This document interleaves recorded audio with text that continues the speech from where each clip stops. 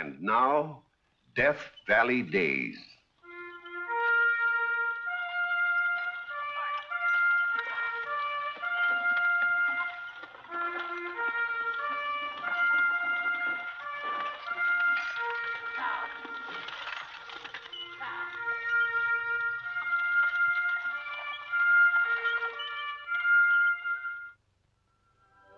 Howdy, folks.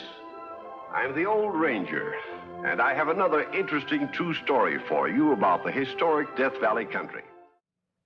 A good many stories have been written about the fabulous days of California's gold rush. Some true, some fiction, some based on fact. But this story doesn't quite fit into any of these categories.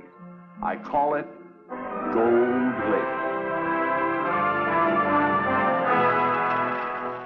It is early spring 1850, and it's been a long, dull winter, at least to Mel Hardin, editor of the Downeyville Clarion.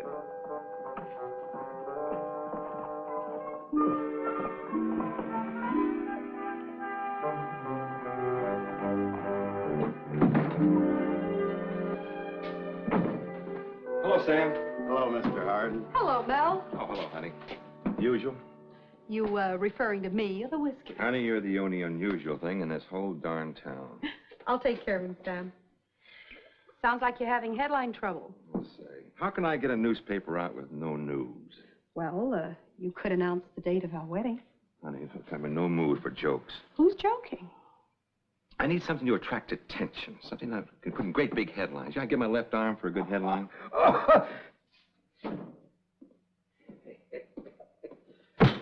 Whiskey, a double.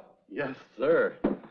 The best in the house, please, bartender. You heard the gentleman, Sam? Best in the house. On me, sir. Well, now, that's right friendly of you, sir.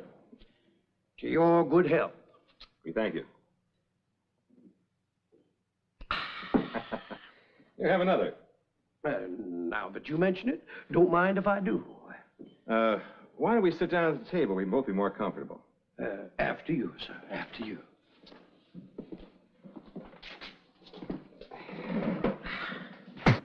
You, come a long way, Mr. Stoddard. Tom Stoddard, the name. Oh, I'm Mel Hardin, the editor here in town. Howdy. How are you? Howdy. Where did you get that stuff, Mr. Stoddard? Eh? I said, where did you get that stuff? Oh, that? Uh-huh. North Fork of the Feather. Whole lake full of it out there. A whole lake full? That's right. From shore to shore. Mr. Stoddard, I've never heard of anything like that in my whole life. A whole lake full of gold? Well, not exactly. A whole lake full of what's in that bag.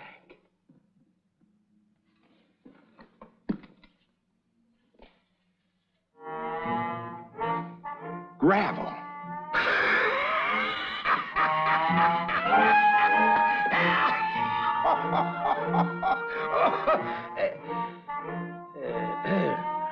Well, I apologize, my friend.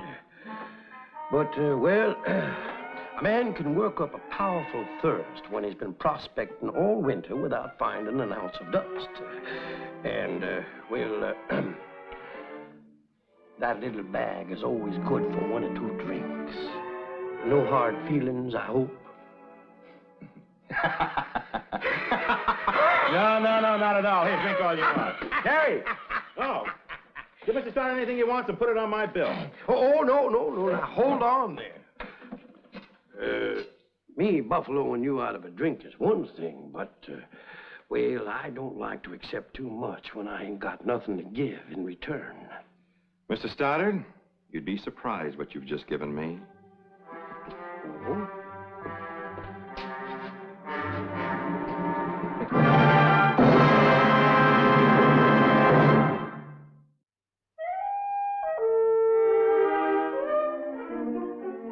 Nice name here. Yeah, very nice, very nice.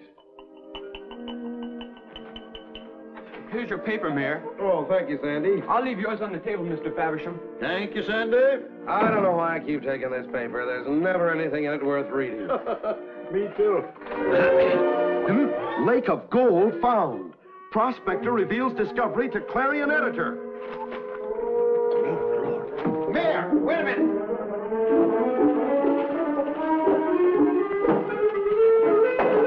Lake of gold found, Slim.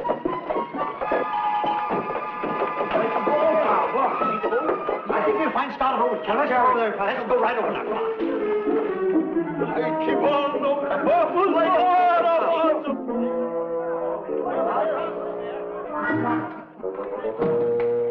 Well, we better get out another edition. This one's going to be a sellout for sure.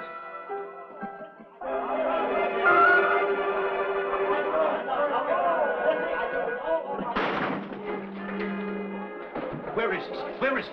Where's who? What, Gold Lake Stoddard, that's who. There he is. Must be Mr. Stoddard. You, Mr. Stoddard? Yes, my name is Stoddard. Well, I'm Ed Faversham, the barber. I'm Mayor Cutts. Slim Perry, owner of the Donneville Hotel. Beniamino Biancalan, I make it the booth. Lionel Lawson, I own the Emporium. Shave and a haircut first thing. Make you feel like a new man, Mr. Stoddard. Then some new duds, a complete new outfit. The new booth. And a room in my hotel, the finest one I've got, with a clean sheet. For just a minute, gentlemen. I don't understand all this. Why, we're offering you the hand of friendship, Mr. Stoddard. You are? Donneville is proud to have you. Come on. You We're going to take good care of you.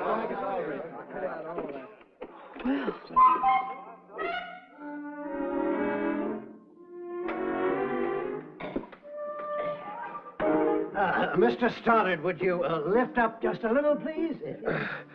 Yes, but those are mighty expensive-looking pants. The best in the house. Gentlemen, please. This is a sharp razor. If I were to cut Mr. Stoddard, I'd never forgive myself. How does it feel? Sure comfy. I never had nothing like them before in my whole life. But, The best the boot the money can buy.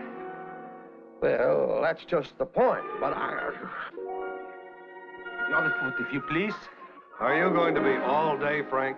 What's your hurry? I want him to sample this cigar. It's the only genuine clear Havana west of the Mississippi. Got them from a drummer who stopped at my hotel on his way to Frisco. There's nothing in Frisco that you can't find here, Mr. Stoddard.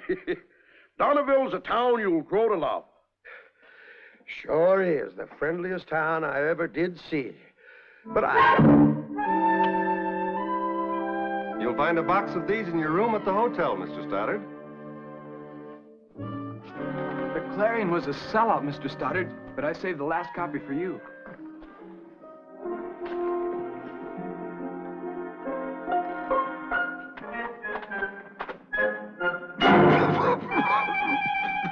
But it's a clear Havana, Mr. Stoddard, direct from Cuba. yes, I guess I'm just not used to them.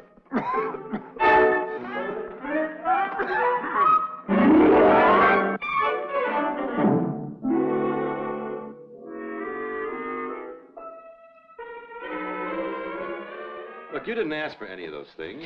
No. They but made you take them. In fact, they forced them on you. That's just the point.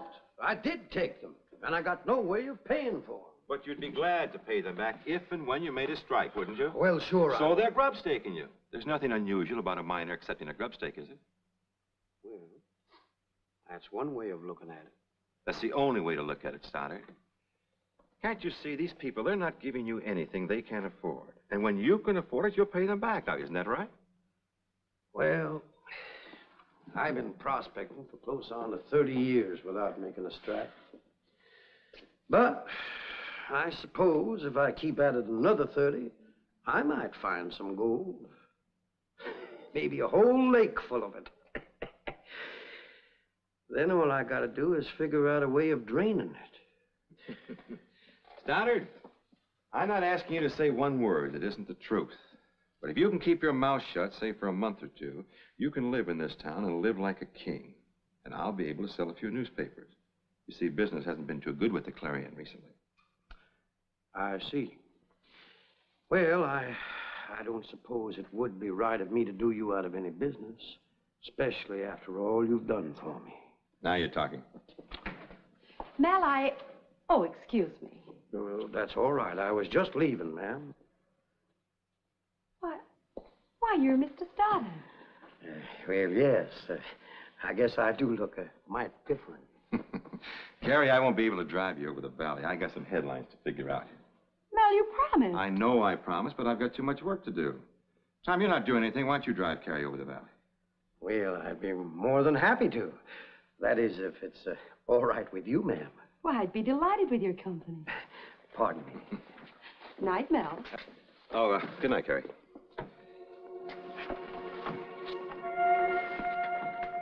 Good night, Mel. Good night, Stoddard. Headlines, headlines. Stoddard.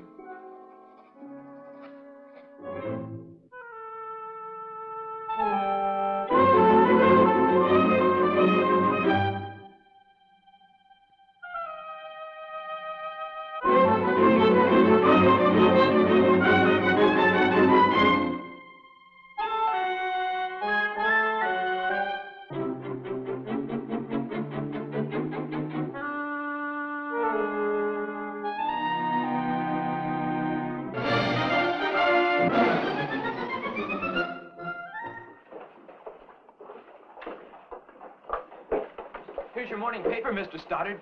Well, what am I doing today, sir? Oh, planning a big smelter right here in Donneville. Going to employ 100 men. Well. Read it first in the Clarion. Thank you, Sam.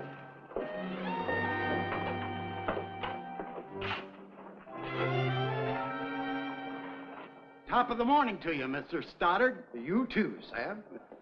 Good morning, Tom. A wonderful morning to you, Carrie. I'll have my usual, please. Oh, it's all ready. Everything just the way you like it. 4 eggs boiled exactly 3 3/4 minutes. 8 slices of bacon, crisp, and toast slightly burned at the edges. And coffee, lots of it. Carrie, you're sure spoiling me. You know, if you're not careful, you're going to find it hard to get rid of me. Maybe I don't want to, Tom. Carrie, I want to tell you that. Good morning. Oh, good morning, Mel. How are you today, Mel? I'm hungry. Carrie, I'll have the same thing he has. Coming up.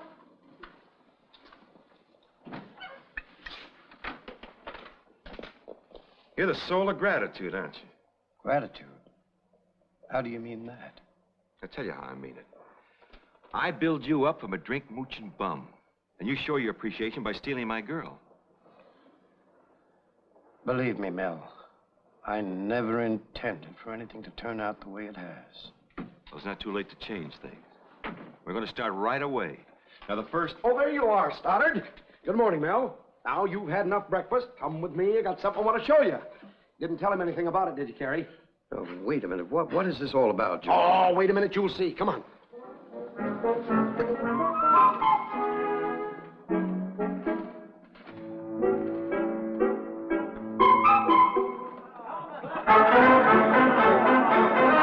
Wait a minute. Wait. This is all very confusing. What's going on? Just wait. You'll find out.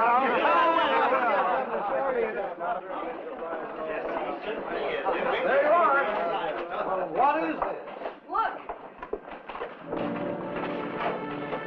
Looks real important, doesn't it? Well, yes. Yes, it does. You're putting Donneville on the map, Mr. Stoddard, and this is our way of showing our appreciation. Wait till you see the inside. Carrie helped us pick the furnishings. Come on in, look it over. Yeah, let's go.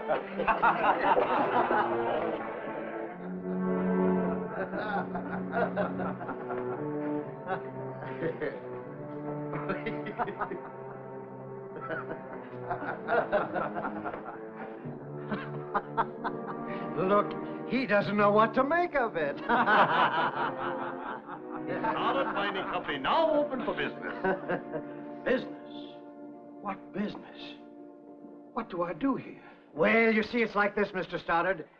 The snow will be melting on the mountains pretty soon, and you'll want to be starting operations. Well, dredging a big lake, that takes plenty of money. Yes, I guess it does. But we're ready to back you to the hilt. Anderson over at the bank had these stock certificates issued, and we're ready to buy in. All that remains to be done is for you to figure out how much capitalization you'll need. Then we'll know what each share's worth. No. No, I can't do it.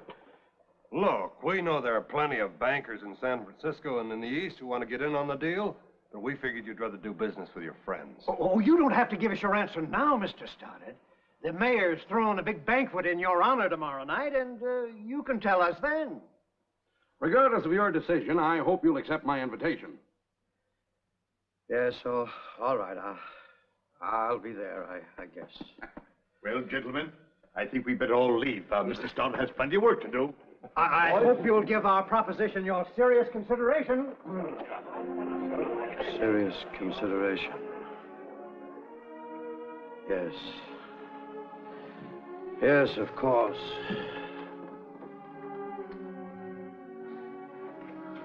I'd better leave, too. I guess you got lots of things to figure out. Yes, Carrie. A whole lot of things. I'll see you later.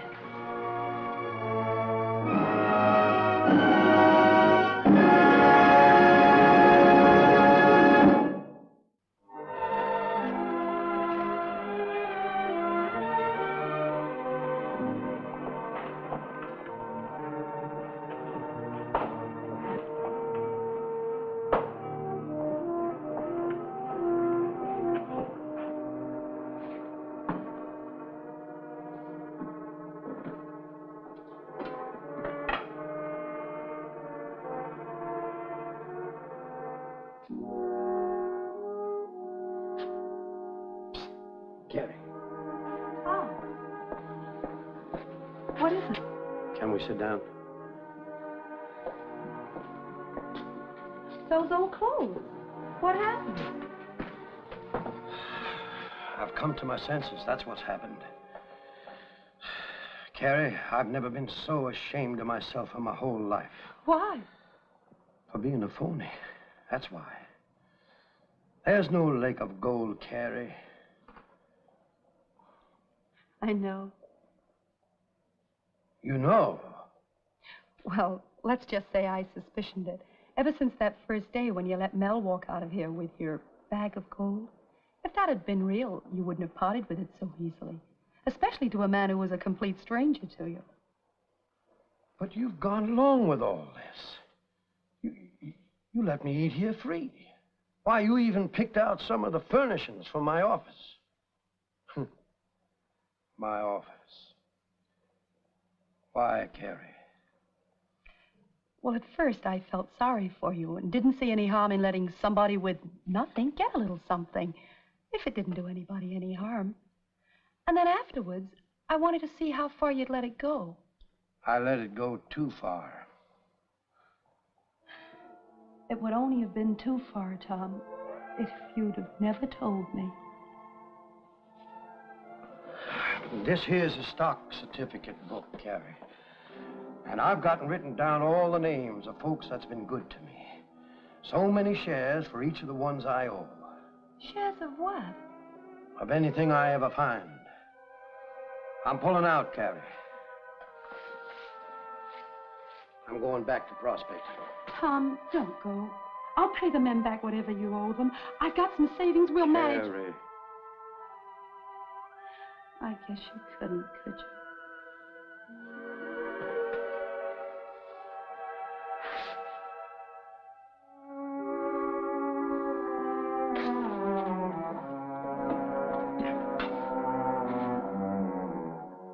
So long, Carrie.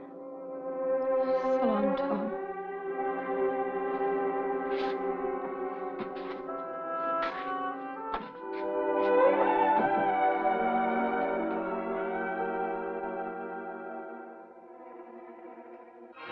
Gold Lake, a hoax.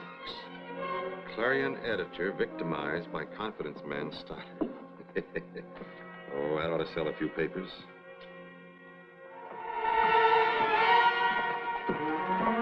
Not even a gold pebble, let alone a whole lake. And I've been shaving him free ever since he came to Donnyville. Let's run him out of town. Right. It now appears, however, that no such lake exists, except in the mind of Stoddard, who is now exposed as one of the cleverest promoters who ever built an unsuspecting town. He's made Donnyville the laughingstock of the whole Motherlode country. Lynching's too good for him. Have you seen him? Where is he? That's what we want to know. He's not in his room, but all his new clothes are there. And he ain't been at Carey's place since breakfast. He making the monkey out of us, that's what he do. Hey, boys. Sandy said he thinks he saw Stoddard leaving town. What do you mean? Think you saw? Well, he had his old clothes on at the time, and I wasn't sure. But it must have been him. How long ago? For just a few minutes, he was walking north. Let's go get to him. Yeah, let's teach him a lesson. Yeah, we'll show him they can't make fools out of people. A man like that's a menace to honest, well-meaning people. Come on, let's get him. Right.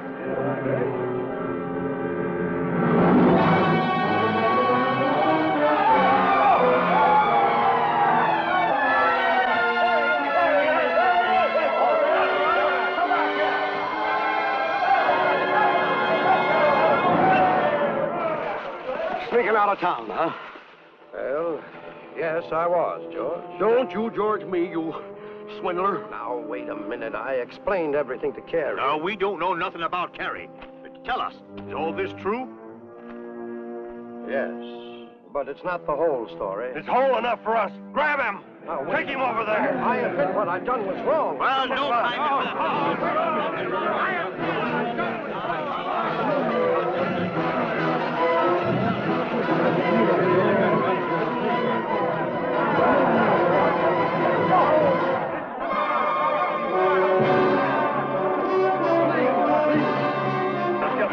Please, you've got to understand. I never wanted to cheat anyone. Is that why you let us feed and clothe you this whole time? And house you two, the best in my hotel. Laughing at us all the while. We're giving you something to laugh for. Please, you've got to let me explain how this all happened. Never mind the explanations. Here, start digging. Digging? Nobody can say we didn't try to give you a decent burial. For I'll be doggone if we'll dig your grave. Now get that pack off and start digging.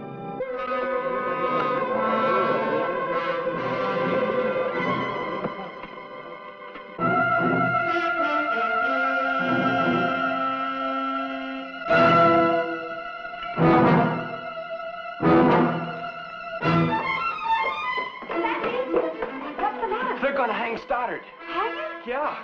They're making him dig his grave down at Hangman's Tree. I gotta tell Mr. Harden. Never mind, I'll tell him. Mel, they're gonna hang Tom Stoddard. Hanging? He's digging his grave now at Hangman's Tree. Mel, you've got to tell him the truth. Harry, I never expected it to go this far. Come on.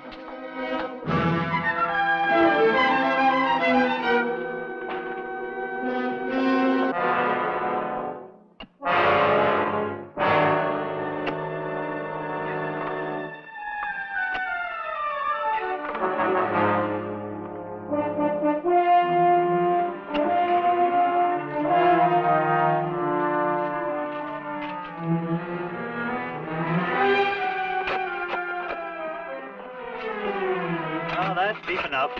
Come on, climb out. What do you stand down there for? You'll be in there plenty long enough. Wait, the deeper I go, the better it gets. Oh, quit stalling. Stalling? What I mean is the deeper I go, the richer it gets. You gone crazy? Have you ever seen anything like that in your life before, mister? Slim. Harvey. Stoddard found gold. A great thing! Look!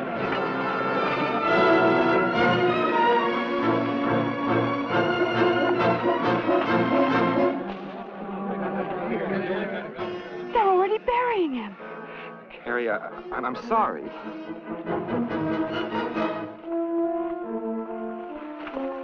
Found it, Mel. Stoddard's found gold. Where is he? Where's Stoddard? It's true, Carey. Real gold. It would serve him right if you kept everything you found. You men know what Tom Stoddard did before he left town? He made you all shareholders in anything he found. You did. It's the least I could do after you'd all been so nice to me. You hear that, Harvey? We're rolling on the deal. You better get back to town, Stoddard, and fill out the papers on your claim. Yeah. And I've got another claim I want to fill out some papers on, too. No hard feelings, Mel. Me? No, not a bit. You just give me another headline. And so the hoax of Gold Lake ended up with one of the richest strikes of the Mother Lode.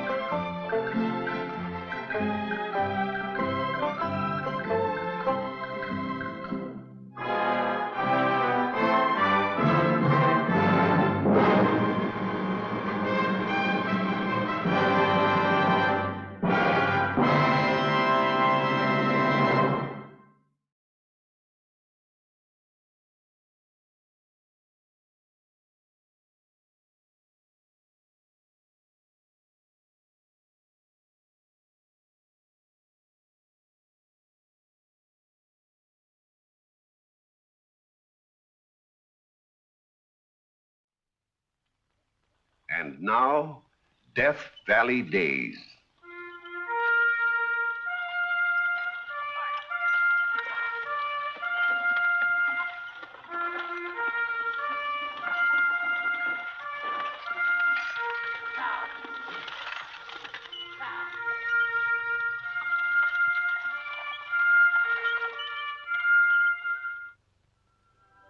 Howdy, folks.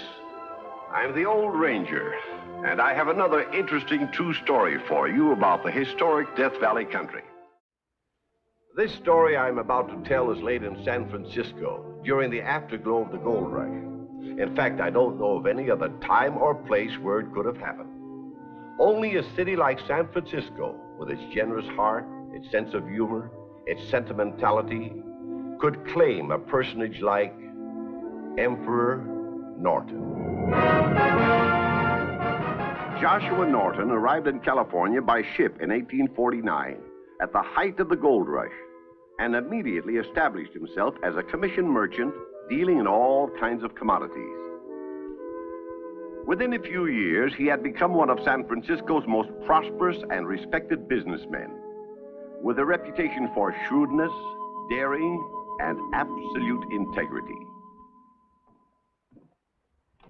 This is the greatest operation he's put over yet, cornering the rice market. Nobody but Norton would be bold enough to risk it. If it was anyone but Norton, believe me, I never would have gone in on it. That man can't fail. He's a genius.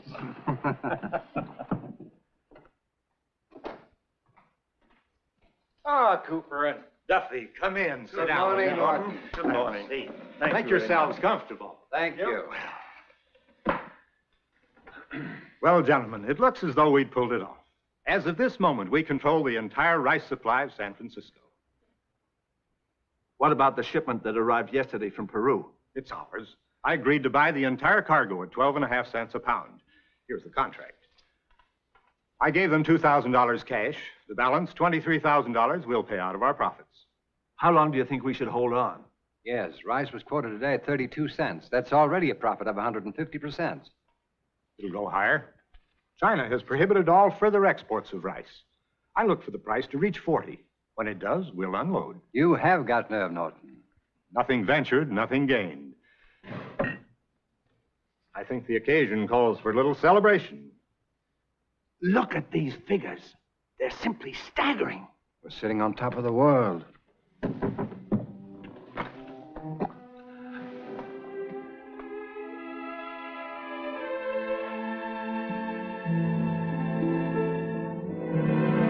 Well, gentlemen, to a very Merry Christmas. Mr. Norton. And a Happy New Year. News. Telegraph Hill. Ship come in. Bring rice. Rice? Heap, heap rice. Let's get down to the wharf.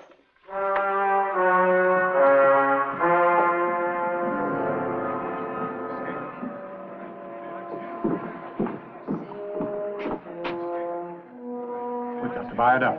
The whole cargo? 250 barrels? If it's dumped on the market, we're ruined. We're already way overextended. My credit's good. All right. Lot number one, gentlemen. 15 barrels of fine rice, over at 12 cents a pound. 12 cents a pound, gentlemen. Who wants 12 cents? 12 cents? What do I hear? It was 32. It's already dropped 20 points. Gentlemen, 12 Taken. cents. Sold to Mr. Joshua Norton. Man, are you crazy? We've got to buy it up. Keep control of the market. Our profits on the Peruvian rice are already wiped out. We can recoup them if we just don't lose our nerve. Mr. Norton, please. Another ship just come through Golden Gate. With rice? The Dragon from China. 250,000 pounds. Good heavens. So there were to be no further exports from China. Somebody circulated the rumor maliciously. Oh, we still have a chance. If we throw in all our combined resources. Not me, I'm through. You'd welch on a contract? What contract? Your word as gentlemen. Look, Norton, it'll do us no good having our names linked with yours in this big fiasco. Any association we've had is terminated. Please, gentlemen.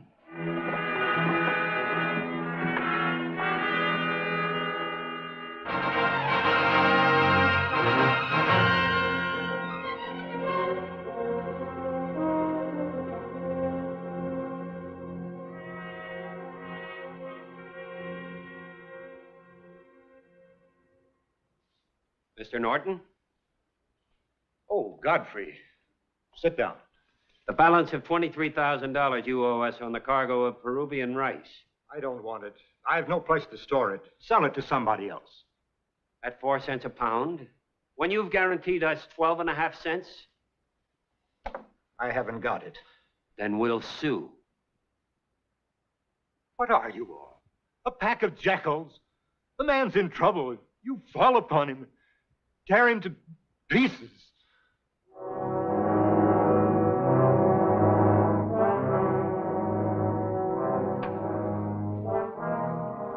Oh, Mr. Dubois. Mr. Norton, may I have a word with you? Come in.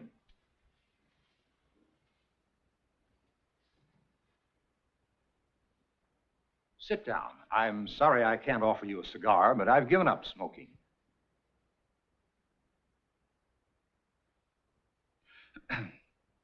The matter I have to broach is a rather delicate one. I owe you money.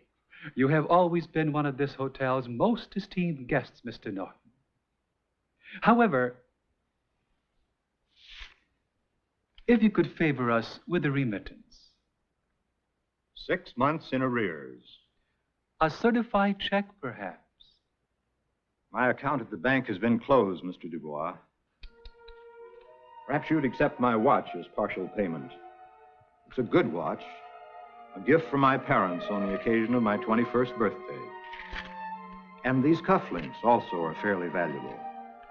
And I have several scarf pins, one of them a diamond. And if these articles aren't enough to cover the amount due, you're welcome to anything in my wardrobe.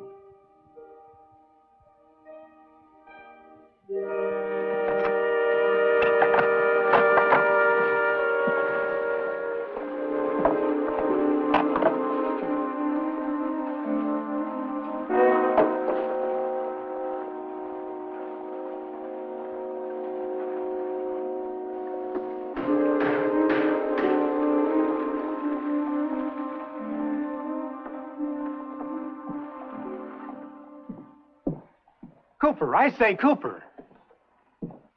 It's good to see you. Well, Norton, I thought you'd left town. No, I'm still around. Keeping busy? Quite. I have a number of lawsuits on my hands. Yes, I read about them. Well, glad to have seen you. Cooper, I wonder if you could do me a favor. If it's money, no. Well, just a small loan. I've got all I can do to keep my own head above water. But I could pay you back in a few days. You don't seem to realize, Norton, these are hard times. I mean for everybody. We're in the midst of a financial depression here in San Francisco. I'm quite aware of it. And I wouldn't be surprised if that fiasco of yours is what touched the whole thing off. You and your grandiose ideas. No! I'm sorry. I'm in a hurry.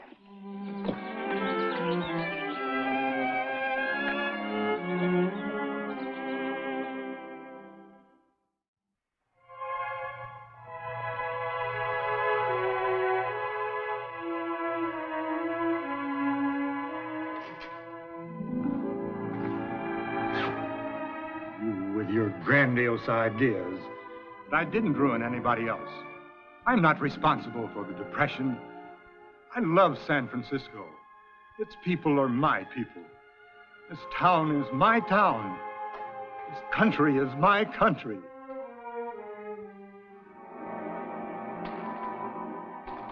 I heard voices. I thought you had company. I won't be but a minute. I'll just give the price for licking, a promise. You're from London. How'd you guess? That's where I was born. God save the Queen. I'm a United States citizen now. Took out my papers when California joined the Union. God save the President. Sometimes I think it would be better if we did have a king. This is a great country, America. There's something wrong with the way it's being governed. Look at me. At one time, I was one of the richest men in San Francisco, worth $250,000. Who? And now, reduced to this. I've lost everything. Friends, position, self-respect. Your wife? I have no family. I'm alone in the world. Of course, me.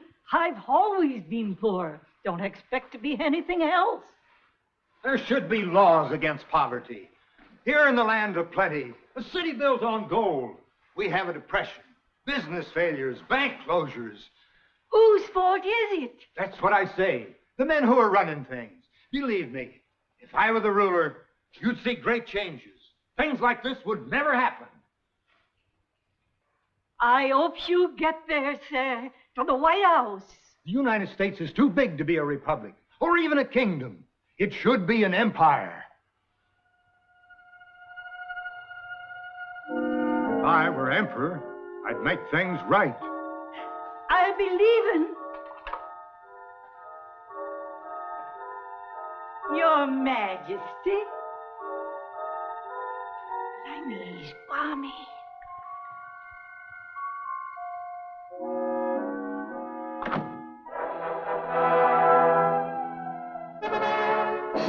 Yes, I, Emperor Norton.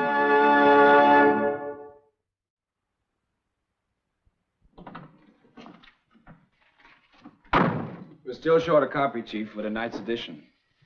This town is certainly in the doldrums. No fires, no murders, no new gold strikes. People aren't even writing letters to the editor. Looks like I'm going to have to write another editorial. Oh, well. Come in.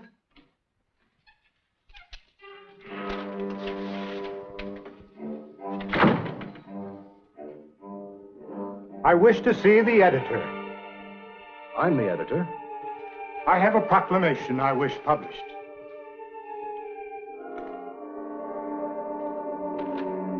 At the peremptory request and desire of the large majority of the citizens of these United States, I, Joshua Norton, for the past 9 years and 10 months of San Francisco, California, declare and proclaim myself Emperor of these United States,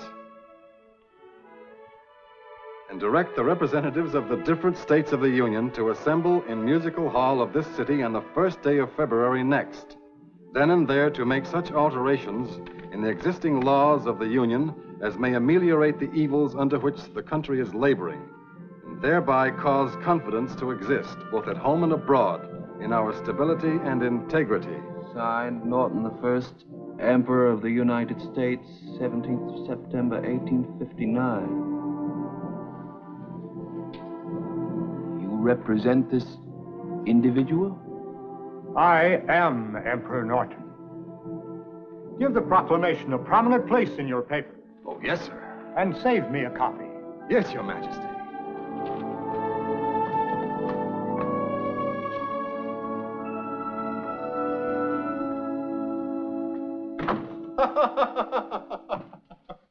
That's that fellow Norton that failed in that great rice debacle. Must have unhinged him. Another guy who thinks he's Napoleon. No, not Napoleon at all. Emperor of these United States. Mad as a March hare. Writes a superior English. I won't have to do any editing. You're not really going to publish it. Certainly I am. San Francisco needs a good laugh. Besides, this will save me from writing another editorial. I, Joshua Norton, for the last 9 years and 10 months past of San Francisco, California, declare and proclaim myself Emperor of these United States. I often wondered what happened to him after the crash. So now you know. Norton First, Emperor of the United States, 17th September, 1859. Joshua Norton. Wong all the time running errands for him. That was his office right there. Emperor of the United States. Perhaps if we hadn't turned him out. But what is a hotel keeper to do?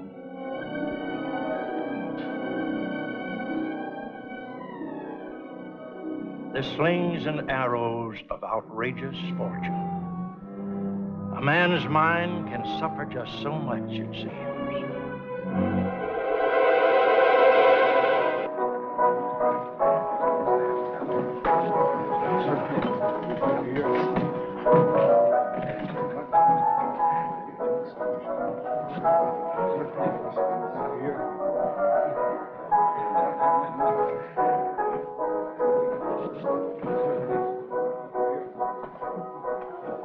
What'll it be, Your Majesty? Oh, no drink, thank you. I'll just regale myself with a little food. Help yourself. You see our sign up there.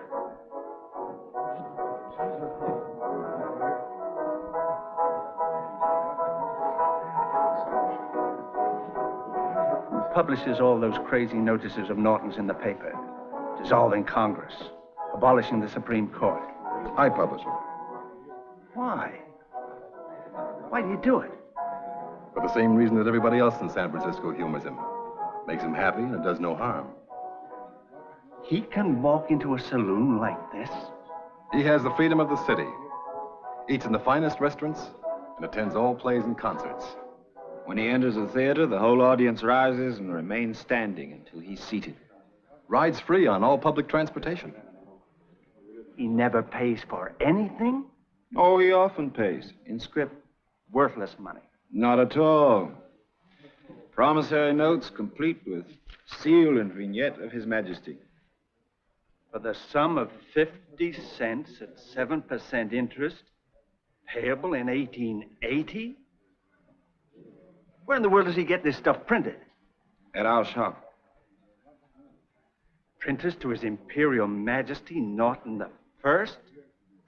He promised me the post of Chancellor of the Exchequer one of these days. Give me another drink.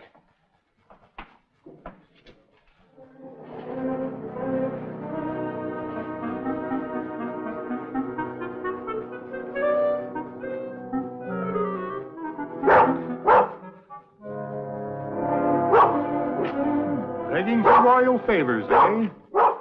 Here you are, you bummer.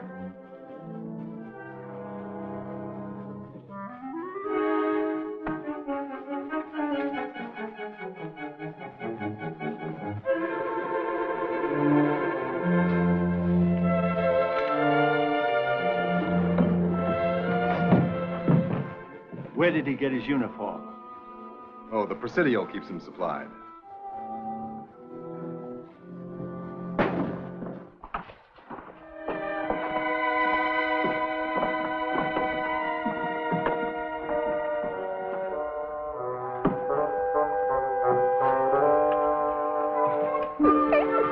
Another beggar at my heels. All that's left is crumbs, but you're welcome to them. Like the beggar Lazarus in the Bible. Plumber and Lazarus, my bodyguards.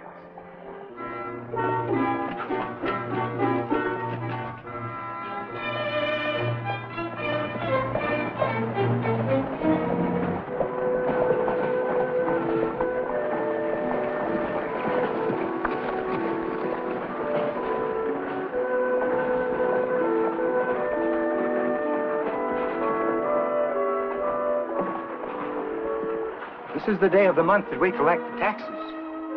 Behave yourselves when we get inside. These are some of the biggest banks and business houses in San Francisco.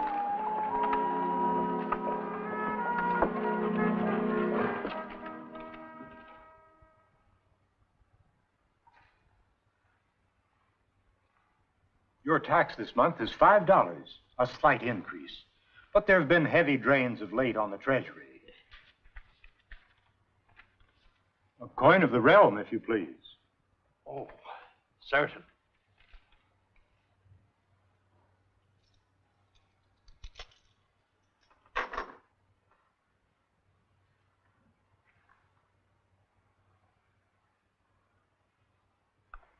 Here's your receipt. Thank you. Do you mind if I sit here a minute? My feet get very tired. Glad to have you. I can remember when I used to visit in your office. How's everything going? Congress in Washington still continues to defy me. I've ordered the Army to use force if necessary to clear the halls. I read the manifesto in the paper. But here in California, the empire is gradually being recognized. I hope before long to take over the new Palace Hotel as my headquarters. It'll be an improvement over the place I now live. Good day, sir. Good day, Your Majesty. Come, Bummer. Come, Lazarus.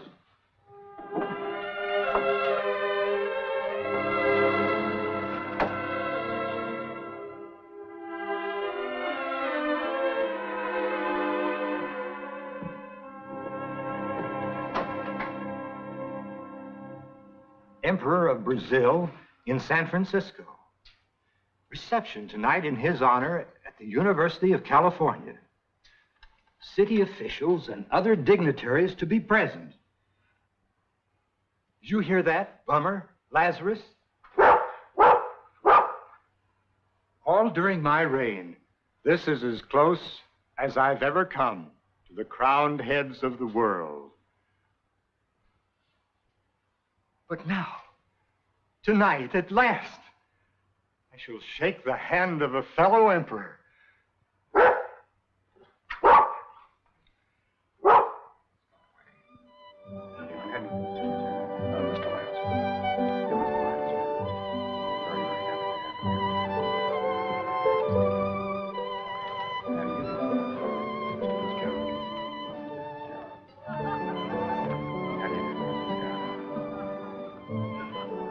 Good evening, Dr. Gilman. And how are things at the University of California? Good evening, sir. Your university is in fine shape, Emperor Norton. Your Majesty, may I present Emperor Norton of the United States of America. And protector of Mexico.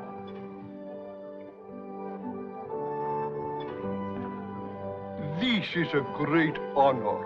I trust you are enjoying your sojourn in my capital. I have toured most of the world, Your Majesty, and I am now convinced there's no other city quite like San Francisco.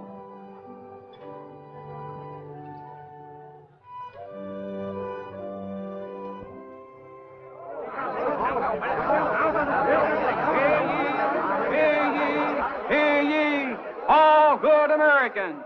Mark ye well the words I speak, for I speak from the pages of history. Come closer, come closer. This country is in dire straits.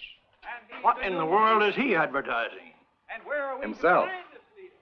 Just another San Francisco character along with Oofty Goofty and Emperor Norton.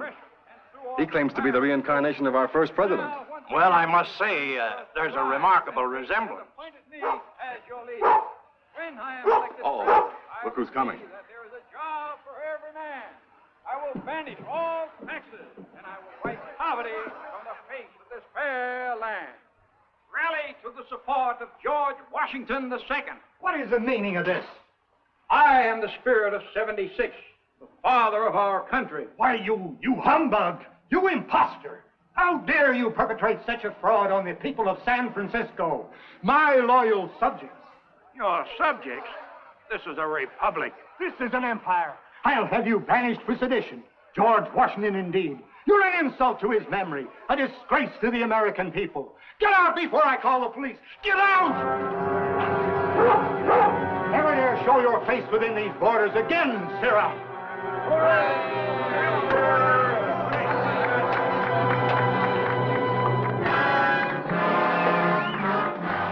I guess that'll teach him and any other pretender that I am the one and only Emperor Norton.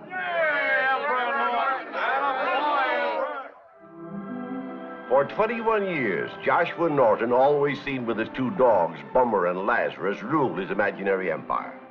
Loved, humored, supported in his harmless fantasies. Maybe some of them weren't so fantastic at that. Now take the manifesto published in 1869. Commanding a suspension bridge to be built from San Francisco to Oakland by way of Yerba Buena. And people laughed. But here it is today, San Francisco Bay Bridge, following almost exactly the specifications the emperor laid down.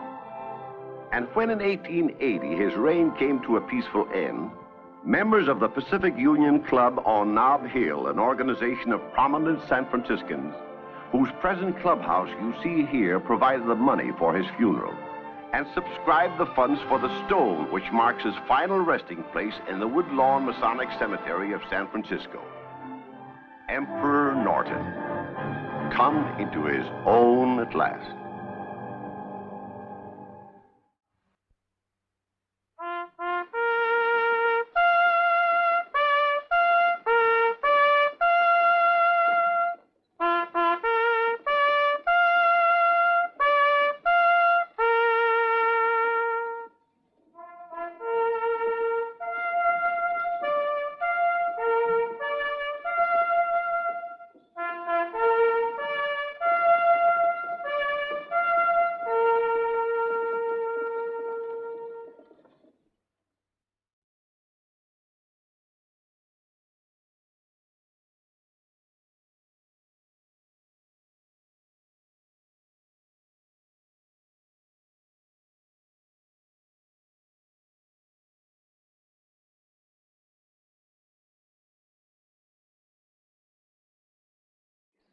Howdy,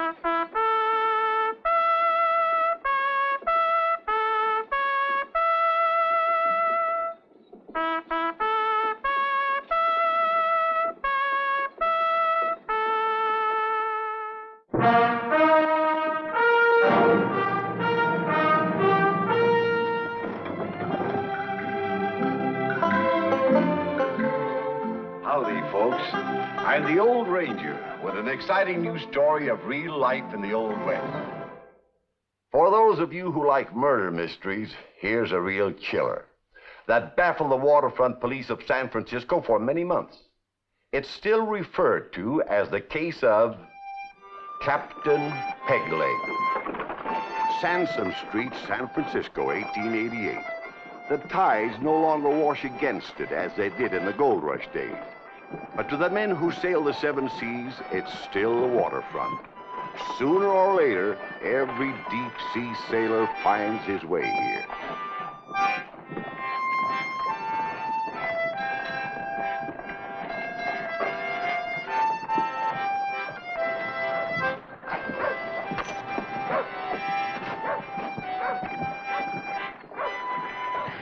Hello, Ruth.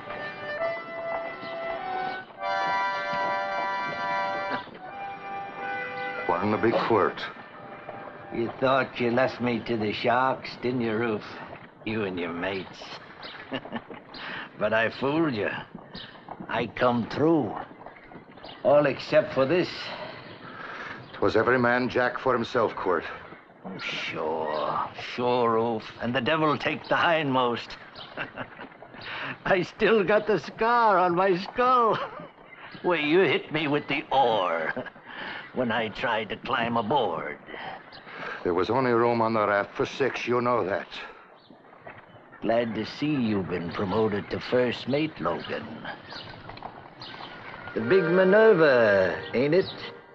How would you be knowing that?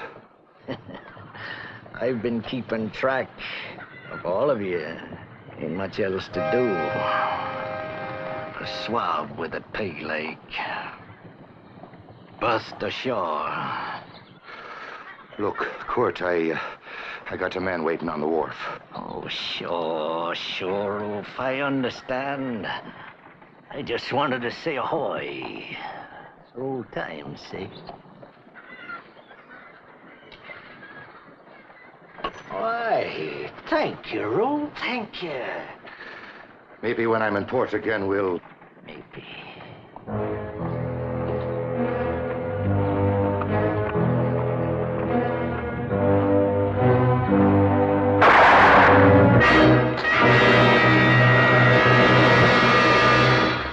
I don't know. I heard a shot, and there he is.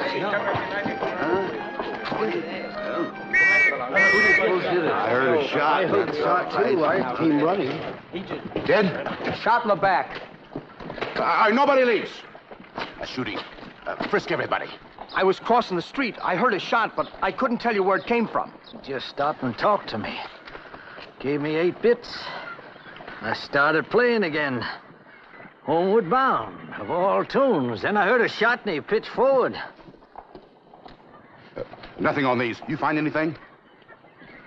All right, move on. Move on. All right, move on. You stay here. I'll go notify headquarters. Have him move to the morgue.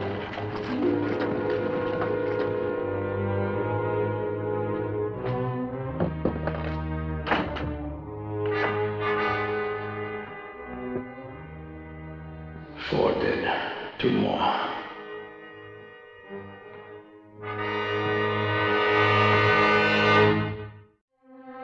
What's the matter down here, Sergeant? This is the 4th killing of that kind in the past 6 months. The waterfront's tough. Sure it is. But your beat's turning into a regular shooting gallery. Well, what can I do, Lieutenant? It don't make sense. There's never any fight. Nobody's ever robbed. Suddenly, right in broad daylight, the sailor gets shot in the back. Don't make sense. Murder with no motive. Sounds like a good story. There's got to be a motive. A man just doesn't fire a 38 in someone's back for nothing. They were all killed by a 38? Yes, whatever help that is. They were all sailors. Well, in this part of town, anywhere you point a gun, you hit a sailor. Well, what can you give the paper? Nothing, just what you find in the blotter. Rufus Logan. Identified as first mate of the brig Minerva. Shot and killed by unknown assailant on corner of Sampson and California Street. Rufus Logan. Wait a minute. Wasn't he one of the men who survived the wreck of the whaler Undine a couple of years ago? Could be. I'm sure of it. Made their way back to port from the middle of the South Pacific on a small raft. A fantastic story. Yes, it does seem to sort of ring a bell. This ray's a real piece in the paper.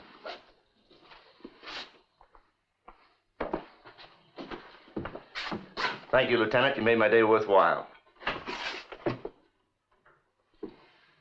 Raft survivor meets death by bullet. Rufus Logan, first mate of the brig Minerva. You remember me telling you about him? He was one of the 6.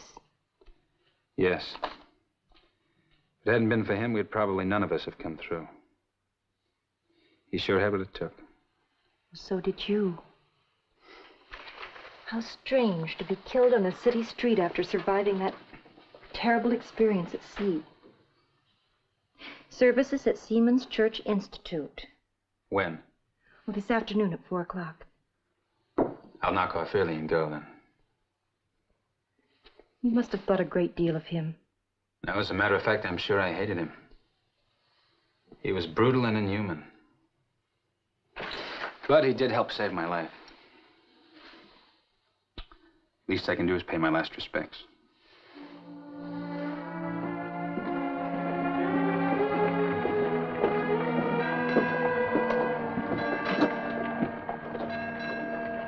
John Starkweather. Charlie Tetlow. I was hoping you'd show up, John, so I could talk to you. I just happened to read about it in the papers.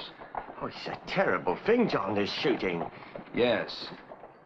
Charlie, I don't recall you having had any special love for Logan. I hated his guts. But do you realize that he's the 4th one of us to be murdered in the streets of Frisco? Us? The 6 that survived the Undine. No, I didn't realize that. You and me are the only ones left, John. I'll tell you, there's something behind this. No, Rufus just had an awful lot of enemies. Well, what about Carl Johansson? A kinder man never lived. And Billy Drummond, why, he was everybody's friend. And the same with Marty. And now they're all dead, John. They're all shot in the back. Charlie, let's go inside. I believe the service is starting. All right. O eternal God, who alone spreadest out the heavens and rulest the raging of the sea, we commend unto thee the soul of our brother departed, whose stormy passage of life is over and has now come safely into port.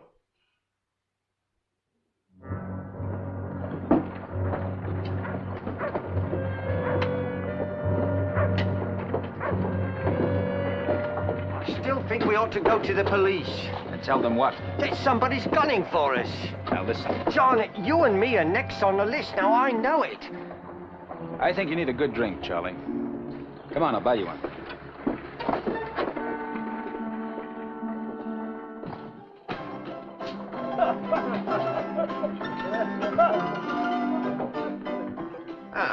Have another. On me. No, thank you, Charlie. I've got to be going home. Oh, please, not yet, John. Oh, I don't feel like being alone. It's about my dinner time. Guess my wife will be waiting for me. Oh, you married? Yes, I've been married for about 6 months. As a matter of fact, there's a little one on the way now. Well, you gotta have another drink. Come on, John. Some other time. When are you sailing? Our ship's in dry dock now. I hope it gets out soon. This city's getting on my nerves. Look me up before you do leave, will you, Charlie? I'm just around here on Montgomery Street. John Starkweather, commission merchant. Well, I'll be seeing you. I hope so. I still think we ought to go to the police.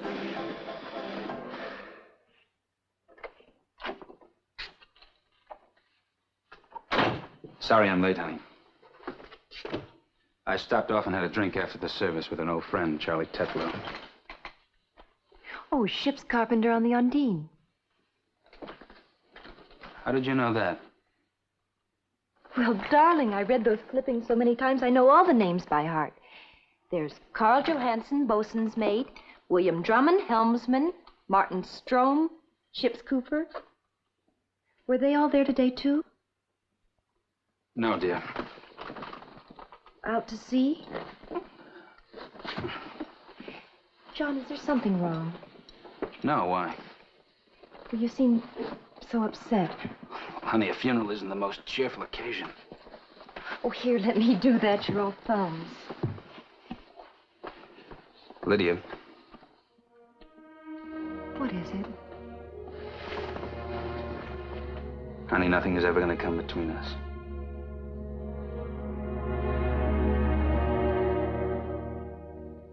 You say Logan was a shipmate? Yes, aboard the Undine, like all the others. Now they're all dead. All 4 of them, shot in the back. Have you any suspicions? Yes, that I'm going to be next. No, I mean, can you think of anyone who'd have a Look, reason? you're the police. It's your job to protect people, isn't it? We're just as anxious to clear this up as you. Well, then do something. Do something. Don't just sit there and let him pick us off. Look, my friend. 1, 2, 3, 4. And soon it'll be 5. And that'll be me, Charlie Tetlow. Make a note of the name, Sergeant. It's Tetlow, T-E-T-L-O-W. I'm a ship's carpenter on a schooner Mary Bell. M-A, well, you know how that goes.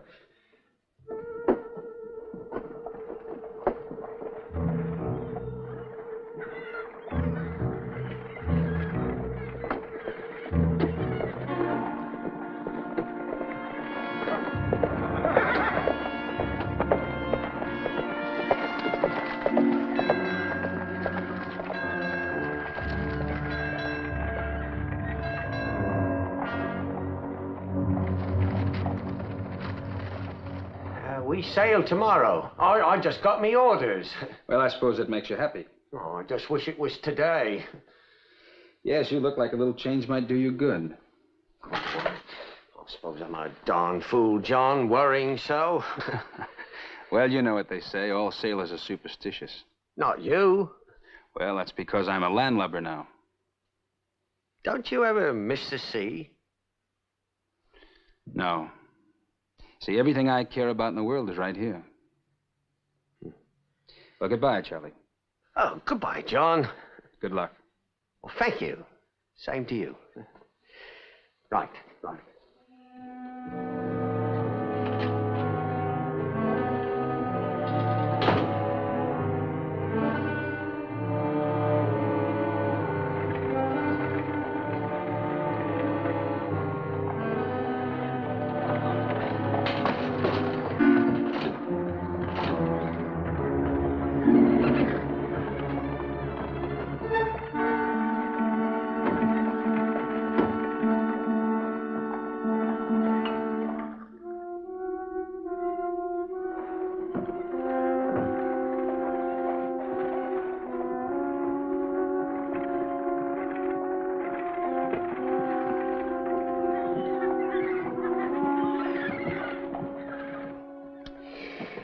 I have one more for a chaser.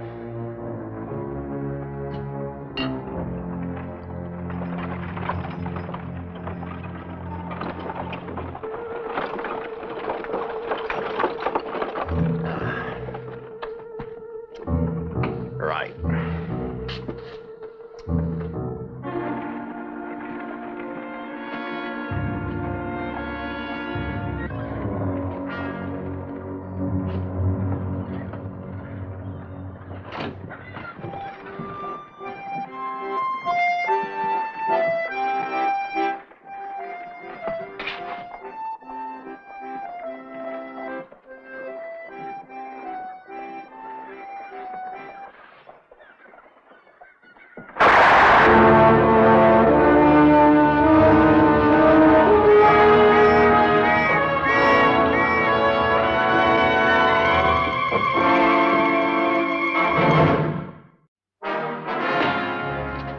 Had to be someone Tetlow recognized. He was running for dear life when he was shot. According to the coroner's report, the bullet only winged him. He died of heart failure. Poor guy. I wish he could have given us a clue. Well, he lived long enough to mumble a name, Undine. The ship that went down. So? So I went down to the files of the Maritime Exchange and dug this out. It's a list of the crew that sailed on her last voyage. And these are the 6 who survived the wreck. Johansson, Drummond, Martin, Logan, Tetlow. The names all tally. John Starkweather. Commission merchant, 315 Montgomery Street. We're too late to reach him at his office. He lives on Rincon Hill. Then let's get going. Sergeant, take over the desk. Yes, sir. Charlie Tetlow? Oh, yes, I know him. When did you last see him? This afternoon. He dropped in my office to say goodbye. His ship is sailing tomorrow. He won't be on it. Charlie Tetlow was shot and killed on Sansom Street only a few hours ago. Had Tetlow ever expressed any fears to you, Mr. Starkweather, that his life was in danger? Yes, he had. When? At Rufus Logan's funeral about a month ago. What'd he say? He said he was afraid that we might be next. You see, Logan wasn't the first of our shipmates to meet a bad end. The 4th, to be exact. That's right. Why didn't you come to the police, Mr. Starkweather? Well, I didn't see any reason to. 4 of your former shipmates had been killed under identical circumstances, and you saw no reason to come to the police. What could I tell you that you didn't already know? Aren't you worried for your own safety? Not particularly. That's surprising. Look, I just put it down as a jinx. Are you still of that opinion, since Tetlow's death? Well, now I don't know what to think. Look, gentlemen, if you'd like to discuss this further, I'll be very happy to come down to headquarters. You can call me at my office. All right, Mr. Starkweather. Thank you. Good night. Good night. Good night, ma'am.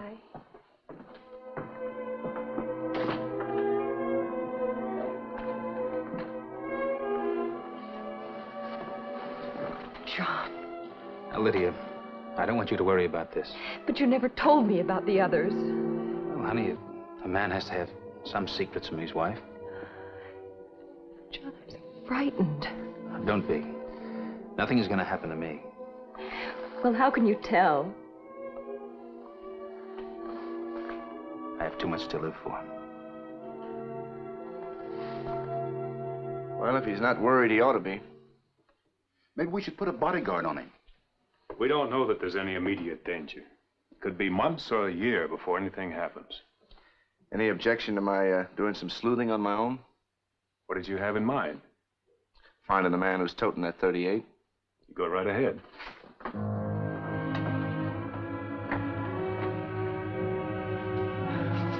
It's like pea soup out. Mr. Brophy? Mr. Starkweather? Have a seat, please. Yes. This message was just delivered by a boy. A notice to come to the appraiser's building this afternoon in regard to some dutiable goods. What goods are they talking about? I've no idea. We're not expecting any consignment, not that I know of. You want me to check on it? No, that's all right. I'll drop in myself after lunch. Thank you.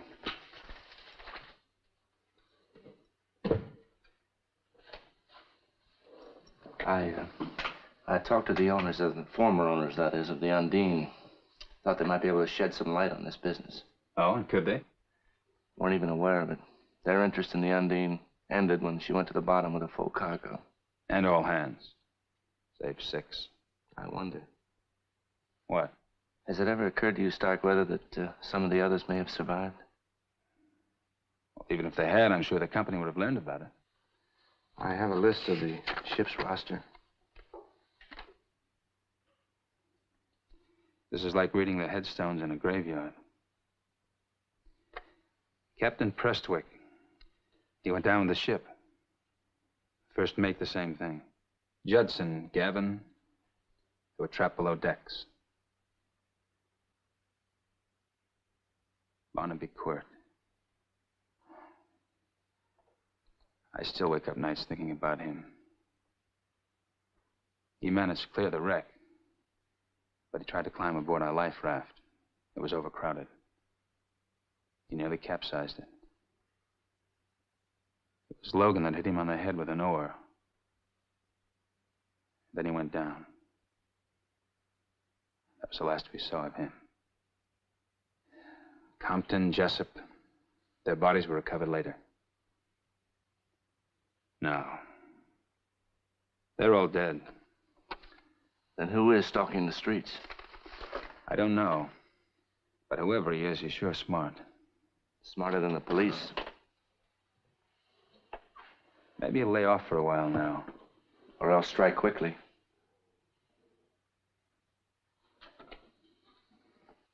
Can I take you to lunch? Oh, no, thank you. I'm just going to grab a quick bite. I have to stop in at the appraiser's building.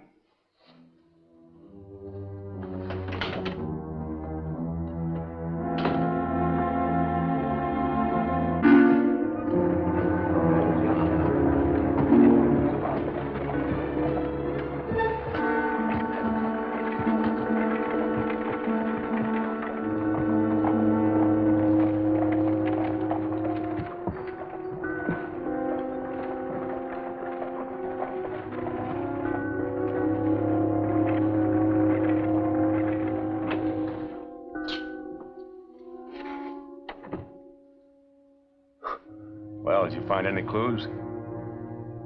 Now maybe you won't think the police are so dumb. Wasted a whole morning when I should have been writing my column. Why don't you do something on the weather? Well, I better think of something or I'm going to get fired. How about the weather? Ah, get out of here, will you?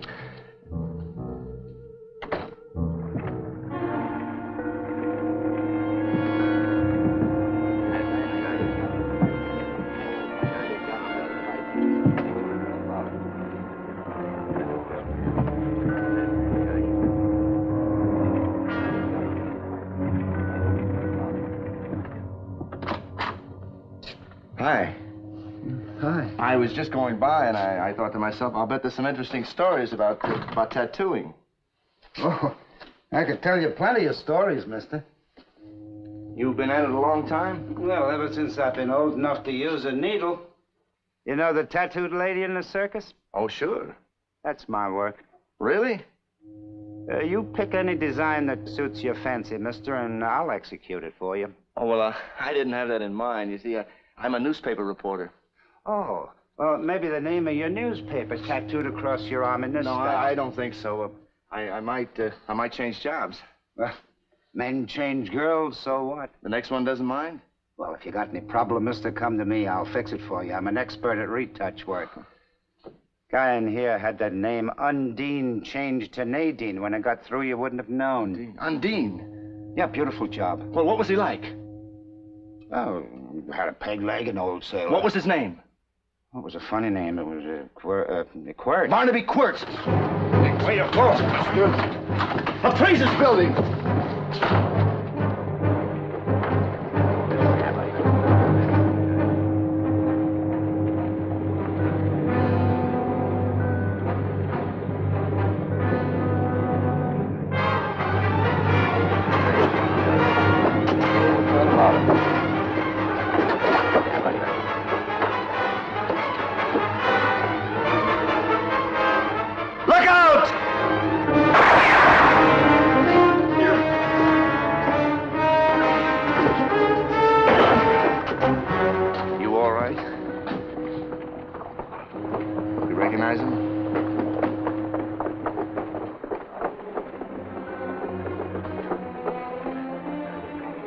Barnaby Quirt.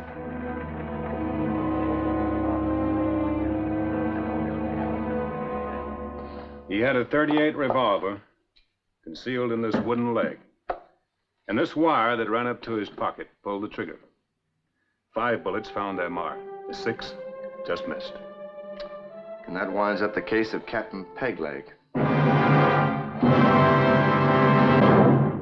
In Reno, Nevada, at Harold's Club, there's a famous exhibit of guns. From it, we borrowed this one. Yes, here it is. The actual murder weapon you've just heard about. Unique in the history of the West.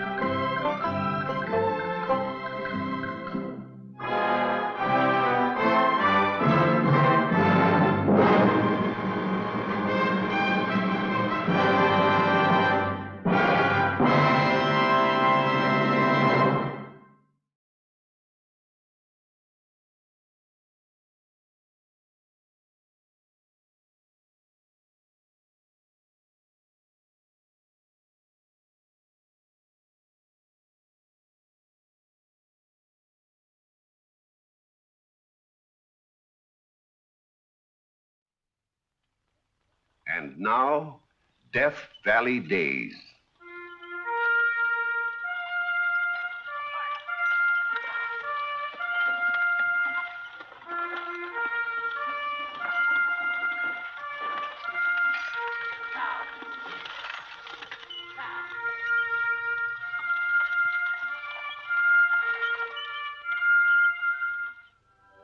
Howdy, folks. I'm the Old Ranger, and I have another interesting true story for you about the historic Death Valley country. Mention Death Valley, and the first thing everybody wants to know is, what about Scotty? What was he like? Did he really have a secret gold mine? So tonight I'm going to tell you the true story of this legendary character, who for over half a century kept the world gaping and guessing. Death Valley Scotty.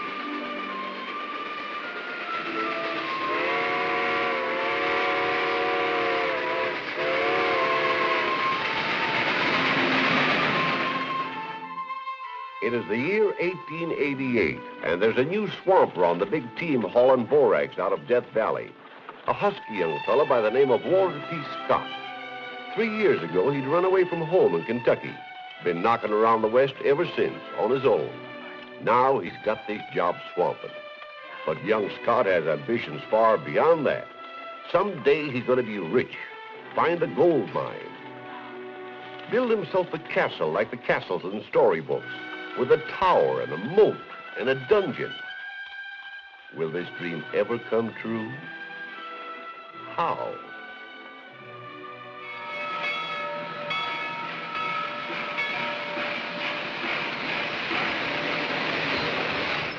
Something about Death Valley, once you've been there, gets in your blood.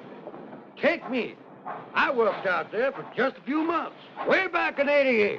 Then I joined up with Buffalo Bill's Wild West show as a trick shooter and rider. Toured before the crowned heads of Europe. Where do I head back to now? Death Valley. What are you going to do when you get there? Prospect. I'm going to find me a gold mine, the likes of which no one's ever located before. It'll be so rich, the whole world will be talking about it. You've been traveling with press agents too long, son. You don't believe me, but I'll show you. I reckon you think I'm crazy, too, don't you? Bragging like this. Not when you've got your whole life ahead of you to make good. Sure, I'm only 27. That's just my age. But I've only got a few weeks to live. Consumption? No. Train wreck. My father was killed outright. My back was broken. I told him that if I had to die, I'd like to die out west. Why die at all? Would you care anything about living if you knew you could never walk again? I'd get up and walk. Oh, I'm sorry. You're talking to a man who's never had a sick day in his life. No wonder you feel you could lick the world. The carry-all from the sanitarium is here, sir. I don't want to go to a sanitarium. Be surrounded by doctors and nurses. But you need care, Mr. Johnson. Would you? You mean, will I ride herd on you? Sure. I'll take you into Death Valley with me. Death Valley? You can make it on a spring wagon. A blanket on the ground under the stars. Meals cooked over a wood fire of pinyon, mesquite, mountains all around.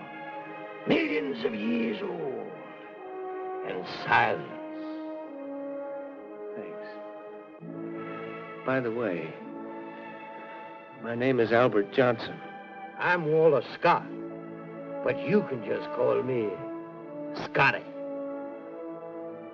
A wonderful place, Death Valley. Just one short year of Scotty's way of life in the desert brought to Albert Johnson the miracle of complete healing. Tired? No. No, I just want to take one more look back at that view so I can visualize it when I get back home. Home? I'm going back to Chicago, Scotty. When? Now. I got no excuse to stay out here any longer. I'm cured, thanks to you. But I thought It's time I got back to work again. After all, I got a business back there. You got business out here. Business? That gold mine you're going to locate. Oh, yeah. Well, stay out here. We'll locate it together. No. Now, you're the prospector, Scotty. My field is insurance. There's gold in them thar hills, too, you know. Johnson, I hope you strike it. If I do, just remember we're partners. That goes both ways. If I find my gold first. Thank you, Scotty. And so each one went his own way. Scotty to prospect in the wilds of Death Valley. Albert Johnson to occupy an executive's desk in a Chicago skyscraper. Worlds apart, these two in every sense, yet their trails destined to cross again someday, when one or the other of them had struck it rich.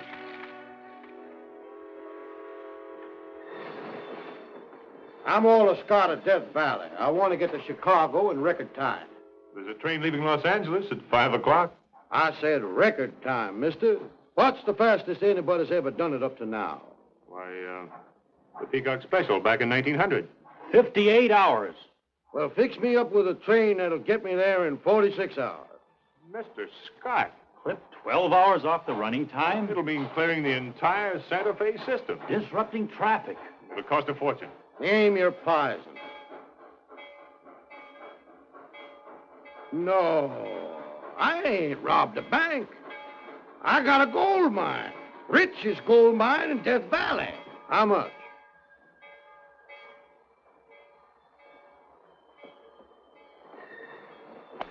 $5,500.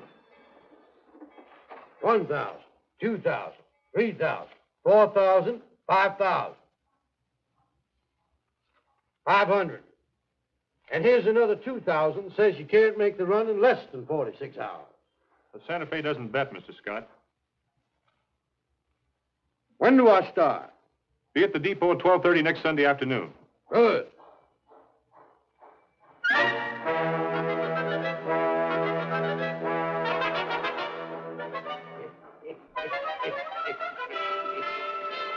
And don't forget, I wear a second sock.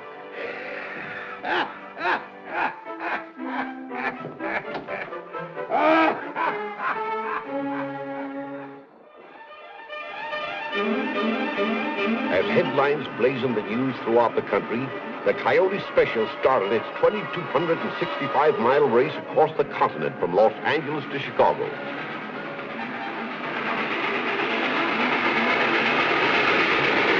Scotty himself did the firing most of the way. No Pullman car for him.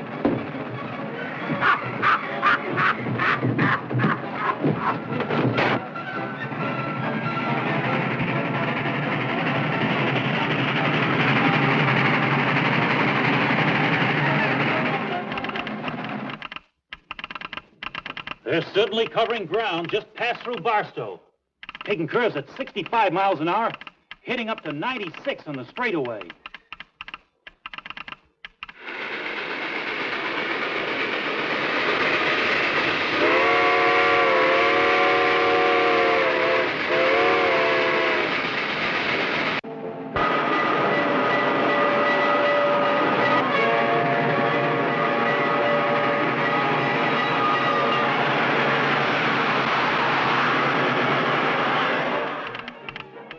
They've crossed Raccoon Pass and are on the Great Plains. They covered 203 miles in 194 minutes. That's an average of 63 miles an hour.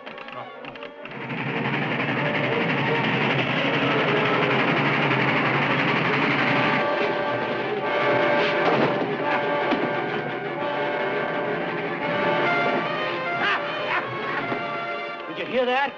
They hit a speed of 106 miles an hour. World's record.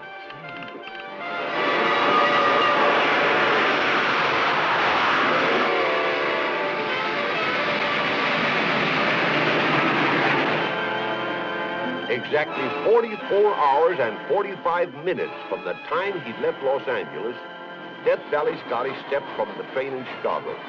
A record which was to stand for the next 20 years. Whoa, fellas, put me down. I want to make a phone call. Hold my dog, will you? He's wearing a coat made of $1,000 bills. Sure. Match his complexion. Yellow pup, yellow backs. Made the coat myself. I want to call my partner in Chicago here, Mr. Albert Johnson. Why, it's $500. The city phone call's only a nickel. That's all right. Keep the change.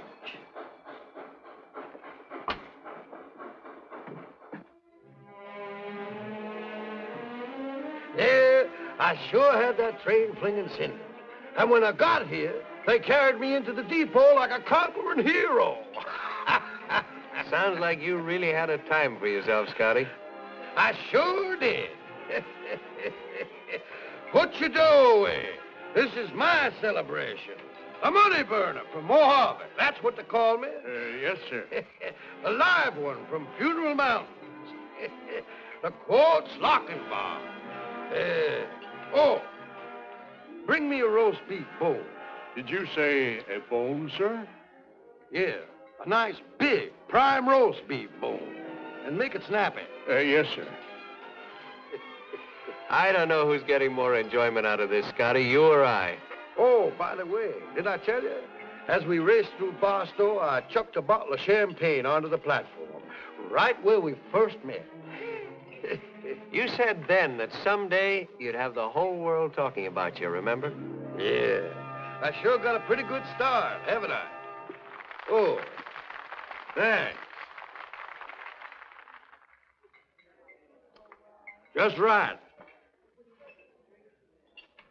Here you are, Goldbug.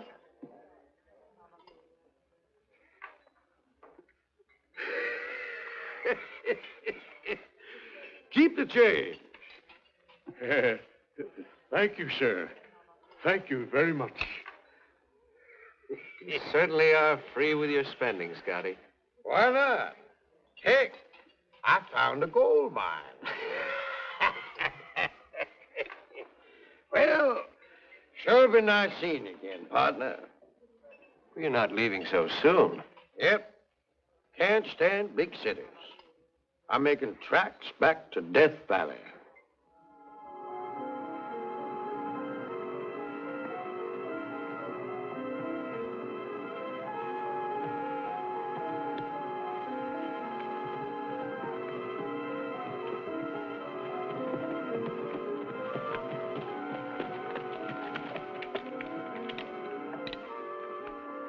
Sure stick in a rough country. I'm getting a belly full of trailing them. My canteen's empty and my hide's cracking. He's got to lead us to water sooner or later. Well, better be sooner. I don't care if it does mean find his gold mine. I can't take much more of this.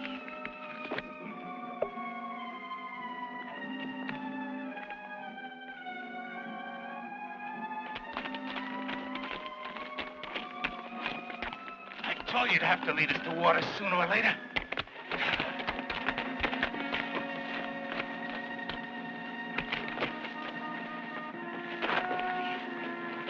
Hey! Look out! I don't believe it. I wouldn't if I was you.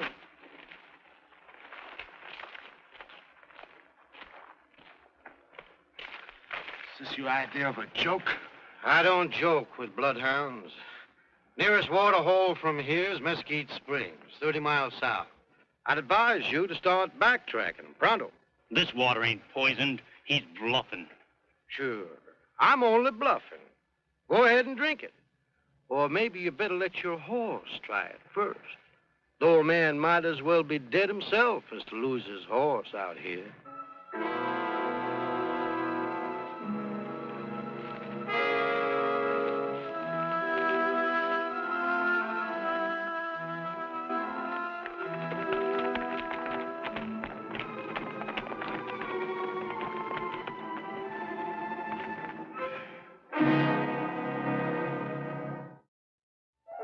The world continued to be mystified by Scotty and his gold mine. Wherever men gathered, it was a popular topic of conversation. I hear Scotty's back in town again, Mr. Kane. Oh? On another spending spree. I understand he paid $50 for a haircut today. Where does his money come from? His gold mine. Oh. Gold mine. Heck, he's got no gold mine. That's all a fake. Whiskey.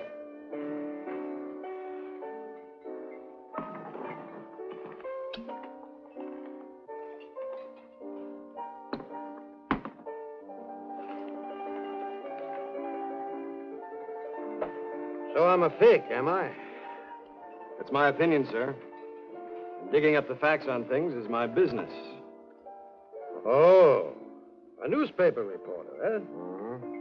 Well, just what facts have you dug up, Mr. Kane? Number one, there's no record of you ever filing on a gold claim in your district. That whole country's been combed from end to end, and nobody's ever found so much as a hole in the ground that gold could come from. So it's a hole in the ground you want to see, is it? All right, I'll show it to you. You mean you take me to your gold mine? Why this sudden decision?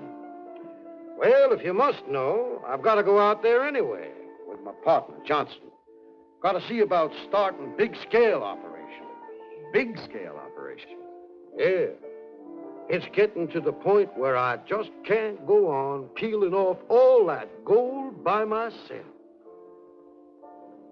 Oh, you married? Why, yes. Any youngsters? Yes, 2.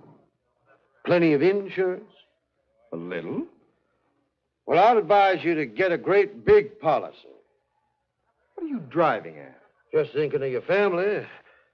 Going into Death Valley's no picnic. Hotter in a furnace this time of the year. Why, man, in a pink condition could keel over. Just like that. And if the heat don't get you, the Indians might. Indians? Yeah. The Paiutes are on the warpath against me.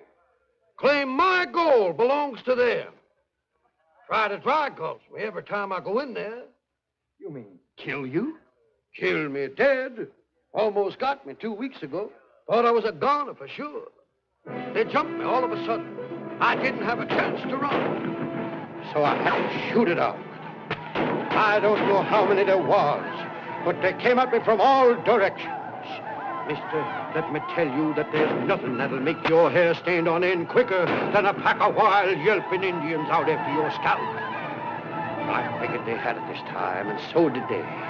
But I kept pouring lead into them until my guns got so hot you could have branded a steer with them. But for every one I plugged, there was 2 more to take its place.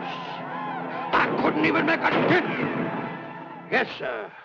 That's the closest I ever come to stepping into the great beyond. How'd you get away? 20 mule train came along. Swamper and his helper pitched in with me. If they hadn't, the barbers in this town would have lost a mighty good customer. Well, meet me in my hotel in an hour and we'll get started. You'd better go ahead without me. What about my mine? Don't you want to see it? At the risk of my scalp? No, thanks.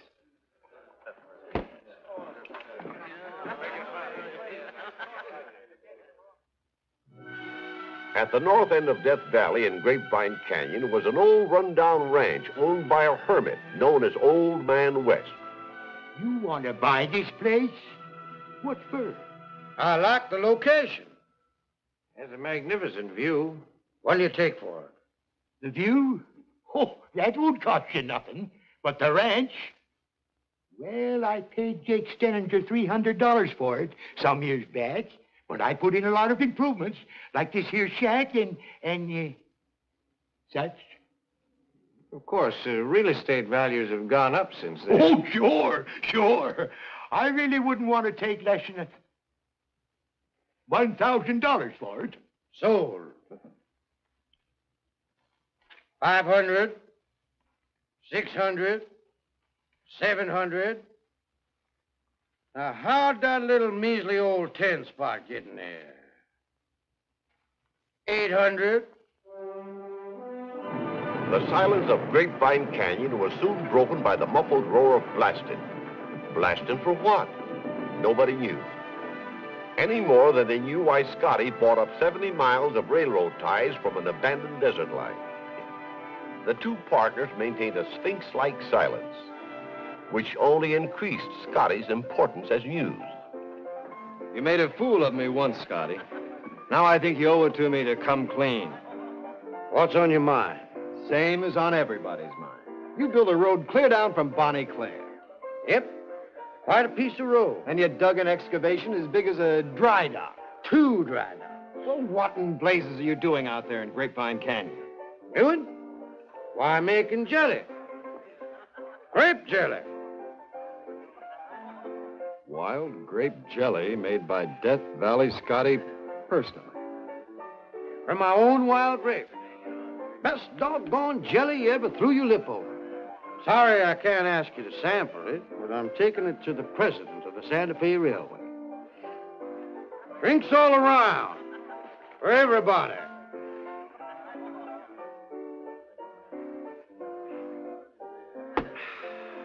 Nice seeing you again, Mr. Kane.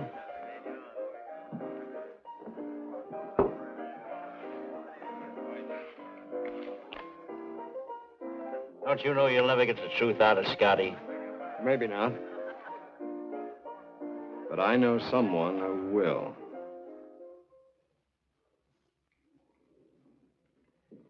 You say that you've never paid an income tax, Mr. Scott. Of course I ain't. How can I be expected to pay on something I ain't got? You claim you have no income? That's right. And yet you charter special trains. That was way back in 1905, brother. And you've been spending money like water ever since. Ain't no tax on water, is there? Mr. Scott, what is your occupation? Prospecting. What do you live on? Hopes. Like all prospectors. Ain't no tax on hopes, is there? Then how do you explain this castle of yours? Castle? In Death Valley.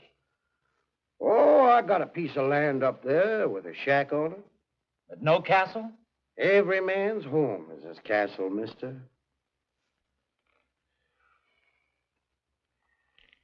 Mr. Scott, you may string the public along, but you can't string Uncle Sam. I'm going to Death Valley myself and get to the bottom of this. Do that. And I'll give you some of my wild grape jelly. Ain't no tax on jelly, is there?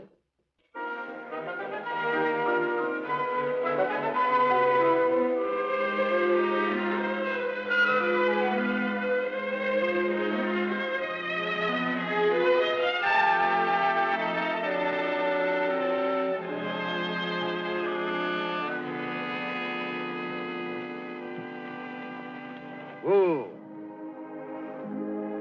Right here we made our deal. Remember? Almost 30 years ago. And the world still can't figure it out. Even if you told them, they wouldn't believe it. It's too darn simple.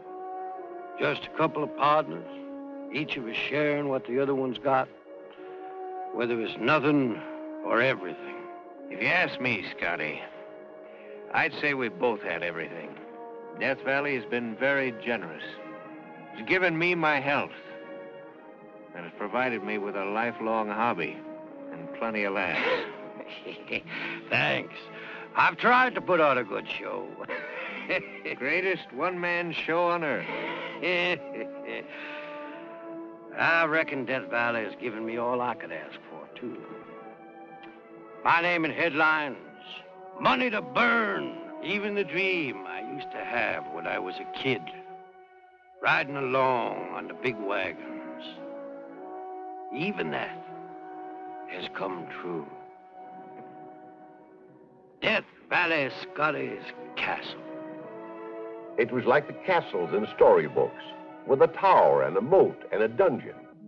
The tower has a set of solid silver chimes, and there's music also from a $50,000 pipe organ in the music wing.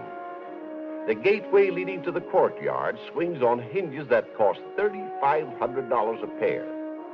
There are fountains of jasper, fireplaces that burn railroad ties as logs, rare furnishings from all over the world. Over $2.5 million went into this fabulous place overlooking Death Valley. Where did the money come from? Did Scotty really have a gold mine? The best answer I can give you is in Scotty's own words. All this, you see, is just the tail of the kite. Find the kite, and you really got some.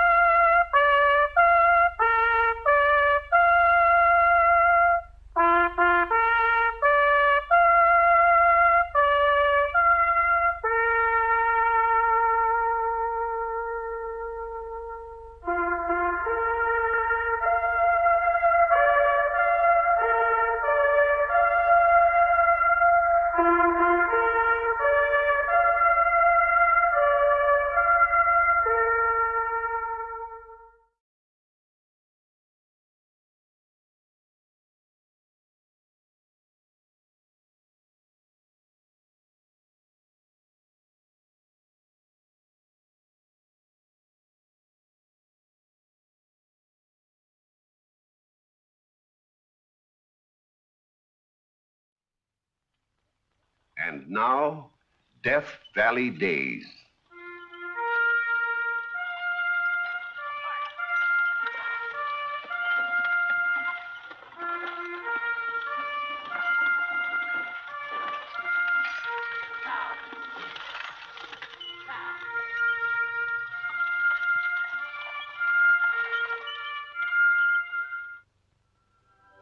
Howdy, folks.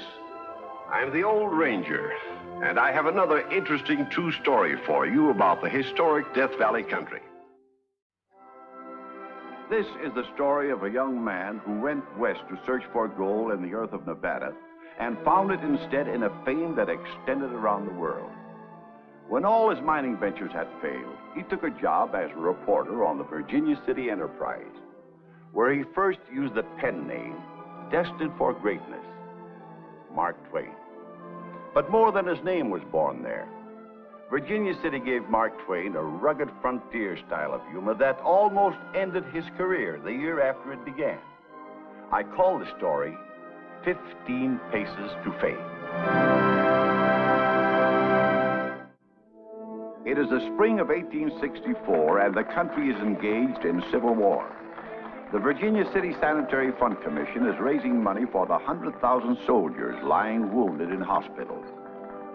Mark Twain, already the most popular humorist of the Comstock country, is right in there pitching. Quiet, please! For once, I'm going to let an editor from a rival paper give you a piece of news. Ladies and gentlemen, I give you the man who has christened this flour sack cavalcade the Army of the Lord, Mr. Mark Twain of the Territorial Enterprise.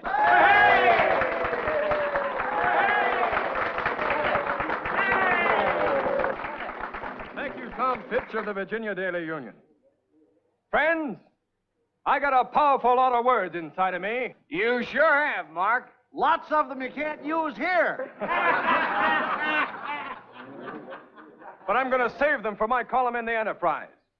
Because this is a time to give it to you short and sweet. The rival armies of General Grant and General Lee are converging on Richmond. And with every step, soldiers are bleeding with 1,000 wounds. But that's why we're here. Because boys in blue and boys in gray need bandages and condensed milk and beefsteak. And we mean to give them what they need.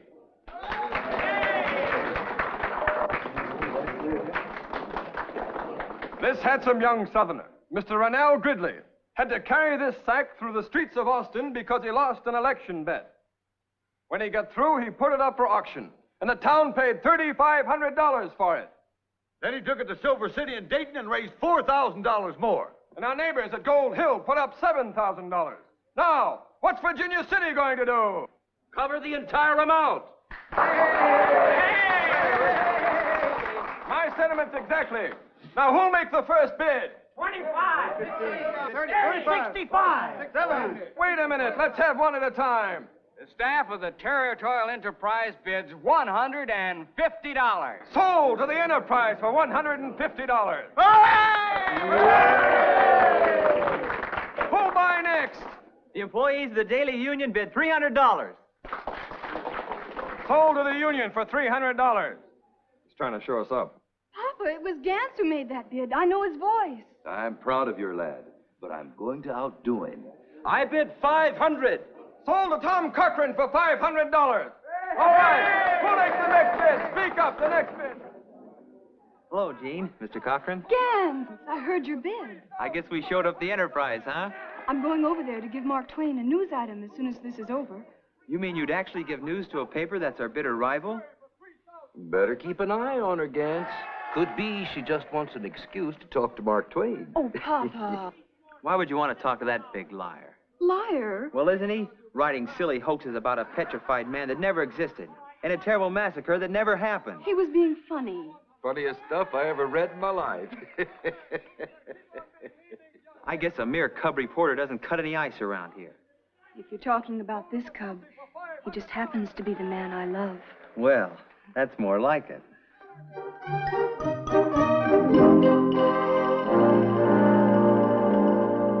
Joe Goodman's going to be mighty sore if he finds out we spent most of our time selling flour instead of getting out that paper. I haven't. If Goodman doesn't get back here and take his job off my neck, my brains are going to blow out. Every night, it's think, worry, and suffer, trying to fill an editorial column. How about an editorial, Governor? You got it ready? You chuckle-headed jokist, you know I haven't even thought of a subject.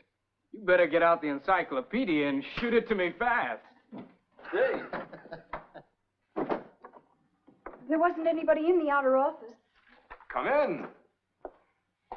I brought a little news item, Mr. Twain. It's about the Carson City Fancy Dress Ball. The ladies of Carson are putting it on for the sanitary fund. You're the Virginia City correspondent. Oh, no, nothing so impressive. But my aunt is on the committee, and she was hoping a lot of people from Virginia City might drive down. Are you going to be there? Oh, yes, are you? I mean, I know my aunt would be very thrilled if you could come. Well, now. Seems to me it's in my line of duty as a newspaperman to cover such an important occasion. Oh, Mr. Twain, would you? You can count on it.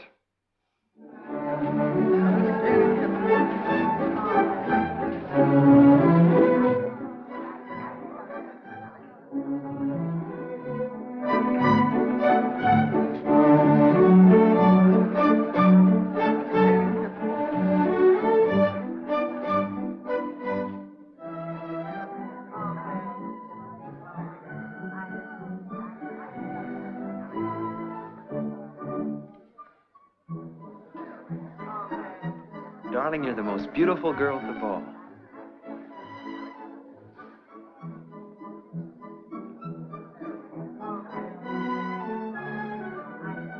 I would have coughed discreetly, but I didn't want to spoil anything so obviously enjoyable. I hope you won't write it up in your column. You won't find a word under my byline. Mr. Twain, there's something I've been dying to know. How did you come to choose your pen name? That goes back to the days when I was a pilot on the Mississippi River. It's a lead man's call. All through the night you can hear him shout, "Mark Twain! Mark Twain!" What does it mean? 2 fathom. It was always a pleasant sound for a pilot to hear on a dark night. It meant safe waters. I like the sound of it. So rich and strong. When my boss sent me down here to Carson to cover the meetings of the legislature, I figured if I was going to be such a high muck-a-muck, I'd better have a name people could remember. I'll always remember it. Come on, Gene, let's dance.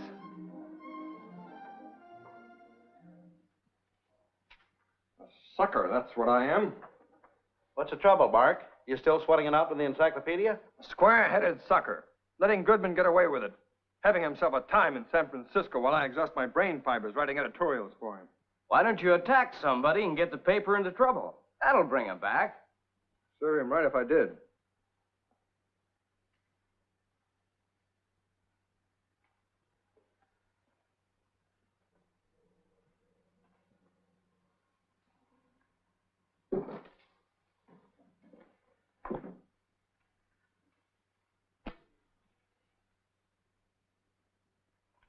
Now I have reached into my string. Who took it? Took what? My candle. Steve. Dag. I haven't set eyes on it. Show me the shifty slumgullion that stole it, and I'll dust your jacket off with a horsewhip. Oh, calm down, Vesuvius. Here, you can take my lamp. I can't abide the smoky, smelly things. Just let me get my hands on the lunkhead who expects me to write in the dark, and I'll show them. If you're so itchy for a fight, you could start one on the paper so hot it would light up the whole office. What are you talking about? Remember the night the printers of the Union outbid us for the flour sack? Well, they've repudiated their bid. Haven't paid a penny. They haven't, huh? And I can give you another little item. The $3,000 the ladies of Carson raised at their fancy dress ball may never go to the fund. The changeable little darlings are thinking about using it for something else. I'll take that plan. Now, just give me all the facts and I'll write an editorial that will scotch the paper it's written on. Steve, you first. Well, as I heard it, it was like this. Oh, Mother, what is it? Oh, that terrible Mark Twain. Margaret, listen to this. It is stated that the money raised at the sanitary fancy dress ball recently held in Carson has been diverted from its legitimate course and is to be sent to a miscegenation society somewhere in the East. Oh! Tom Cochran, I want you to go out and horsewhip that man. Let me see that paper. Well, the man's joking. He says right here that this is a hoax. But not all hoax, he says, for an effort is being made to divert those funds from their proper course. I'll take it up with my committee. We'll send a letter to the paper, and we'll get this impossible Mark Twain fired. Mr. Laird, have you seen today's Enterprise? No. What's our rival up to now? Listen to this. How is it the union overbid us for the flour, and now we are told, has repudiated the bid? We would like to know about this matter if we may make so free. Who dared write that? Mark Twain. Who else? Well, this time he's gone too far. Man, have you started something? Have you seen today's Union? No, what are they saying? You sure stirred up a hornet's nest, Mark. Listen to what they say about us. Last year, the Enterprise itself appeared for a long time on the sanitary fund delinquent list. Listen to this. Now they're accusing us of delinquency with a string of despicable stuff, knotted so full of lies that there was not left a space sufficient for the smallest thread of truth. Never before have we found an opponent who conveyed in every word such a groveling disregard for truth, decency, and courtesy as to seem to court the distinction of being understood as a vulgar liar. Do you see that? Jim Laird calls me a liar. Here's another squib that says you're an unmitigated liar, a poltroon, and a puppy. Those are fighting words. Yes, sir, that settles it. This calls for blood. Blood? Well, he's right, Mark. You can't let Jim Laird insult you like this. You've got to demand a blood atonement. Oh, no, wait a minute. I fight with a pen, not a 44. Oh, this fight's gone beyond that. You can't let any man call you a liar, a poltroon, and a puppy and live. No, sir, you can't. Not if you got any red blood in your veins. Well, I got plenty of red blood in my veins. And I want to keep it there. Oh, Mark, look, this is your chance to become a big man on the mountain. Well, look at Joe Goodman. He crippled Tom Fitch for life in a duel. Look at me. I faced 3 men at 15 paces. Wounded to kill them all. Here's your chance to get a notch on your gun butt. If you kill a man in a duel, you'll be more looked up to than as if you killed 2 men any other way. I got no hankering to kill any man. Besides, I can't hit the side of a barn. I'll write another editorial. You'll write a letter to Jim Laird. I will. Unless you want to be disgraced forever and ever. Well, no, but I'll help you write it. You'll demand a public retraction of his insults or satisfaction on the field of honor. And I'll deliver to Jim Laird in person.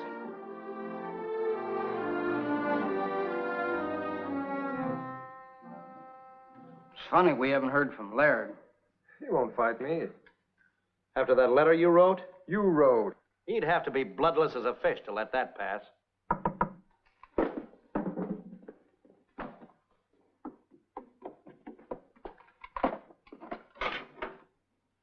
Maybe that's his answer. I hope not. Here you are, Mark. Messenger just brought it from the Union. Well, go ahead, read it.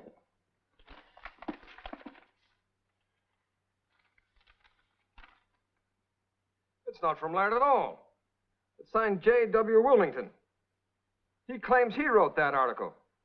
Says he has nothing to retract. Oh, probably some cub reporter. That poltroon puppy squib was signed printer. He must be the one. Well, it's a sure thing Laird wrote the other one. Of course he did. Furthermore, he's responsible for both of them. You're right. He's the editor. Look, we're not fooling around with any cub. We want the top man. Right.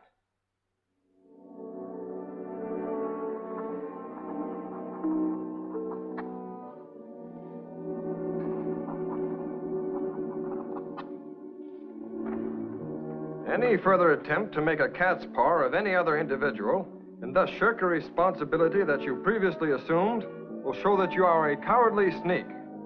I now peremptorily demand of you the satisfaction to a gentleman without alternative. Brother, that ought to get him.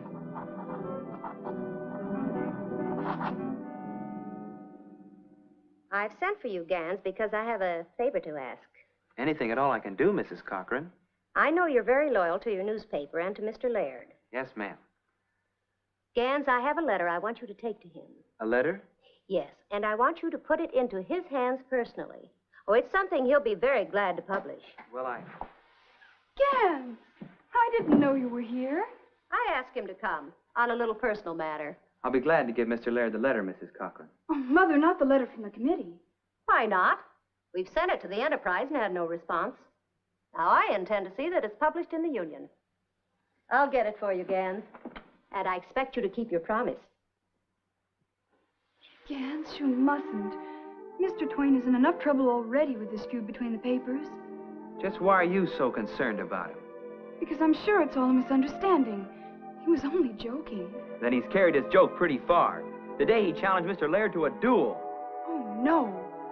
Is Mr. Laird going to accept? Well, if he won't, I know a half a dozen men on the Union who will, including me. I just hope I'm the one that gets a chance at him. Gans, you can't have a duel with Mark Twain. You're a terrific shot. You might kill him. That's a general idea. You hot-headed fool. I'm a fool, all right, imagining you were in love with me. But that's a mistake I won't make again. If you're so mad about Mark Twain, go get yourself engaged to him. Maybe you'll have the pleasure of bearing him. I know Mr. Laird will publish the letter and make something dreadful of it. He already has. One of my men got it right off the press. The Enterprise libel of the ladies of Carson. Oh, Mr. Twain, even though you meant it as a joke, couldn't you just apologize before it causes any more trouble? As it happens, I wrote the chairman of the committee an apology yesterday. But I can't print a public apology just now. You see, challenges have already passed between me and Mr. Laird. I know. I had a fight with my fiancé over it, and he broke our engagement. He said the whole Union staff wants to shoot you. If I've done violence to your love life, I deserve to be shot. Mr. Twain, please don't have a duel with Gans. I'm awfully mad at him, but I'm terribly in love with him. Don't you worry. I don't intend to fight your Gans or anybody except Jim Laird. And just between us, I'm counting on keeping that fight on paper. Hey, Steve, I got an answer from Laird.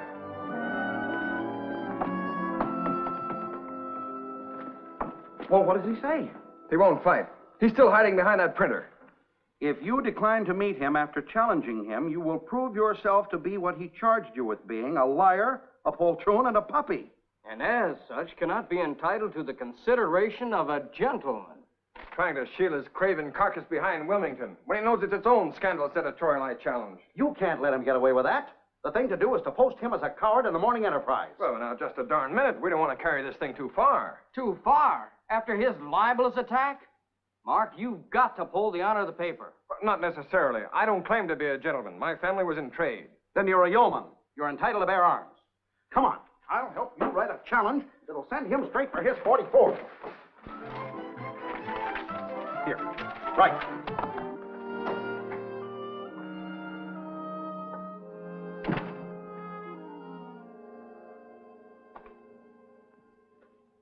Mark Twain has denounced me as an abject coward in this morning's Enterprise. I'm going to have to fight or leave the country.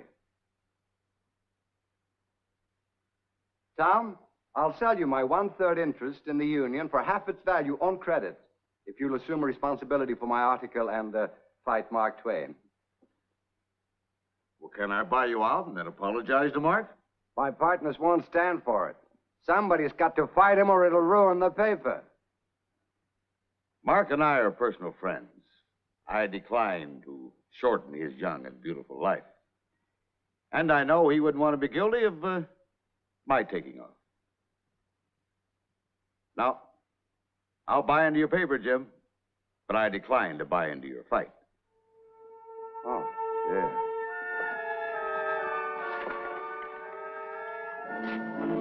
Mark, it's way past midnight. May as well give up, Dag. Looks like there isn't going to be any duel. And a darn good thing, considering that new law they just passed against it. Oh, they'll never enforce that in this territory.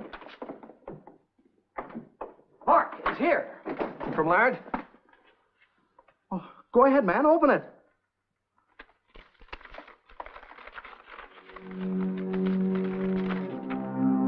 Well, what does it say? He's accepting my challenge. He'll meet me at sunrise. Borrowed this from a farmer down the road. Make a good practice target. Now, just figure that this rail is Laird. He's about that skinny, and aim at the squash. If there's any intellectual difference between it and Laird's head, it's in favor of the squash.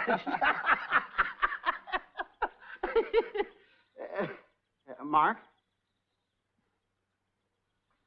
Hey, Mark, what are you looking at? I guess a man has a right to enjoy the scenery when it's his last day on Earth. Oh, don't be pessimistic. You've got a good chance. Come on, let's pace it.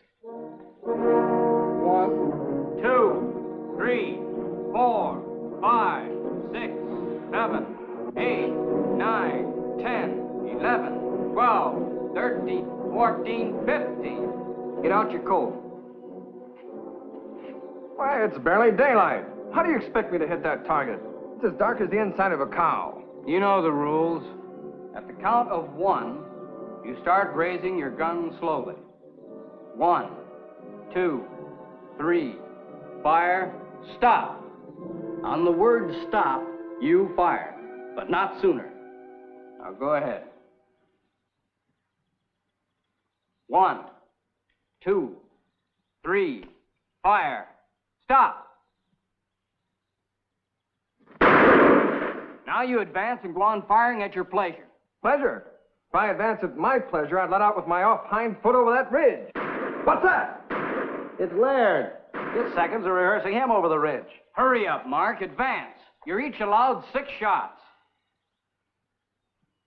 You mean Laird gets 6 shots at me? Sure. Advance. Come on, Mark.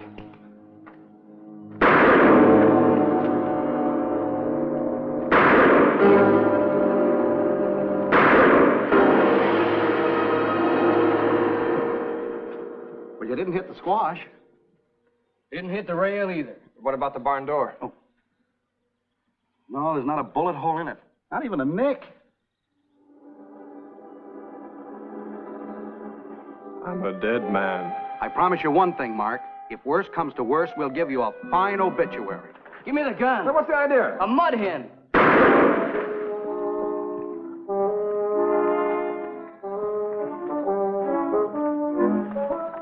I got it. Here, Mark, take the gun. Here comes Laird in seconds. Who shot the head off that mud hen? My man, Mark Twain.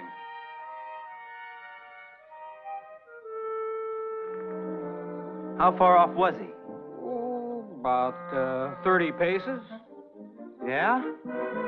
Can he do that often? Every time. He could do it from twice that far. We'll be back later.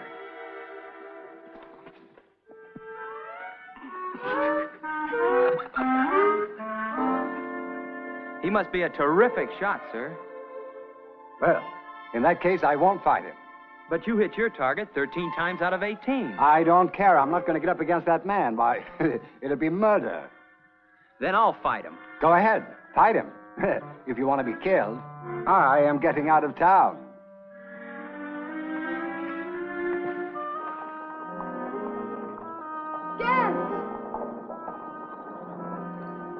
Thank heaven I found you.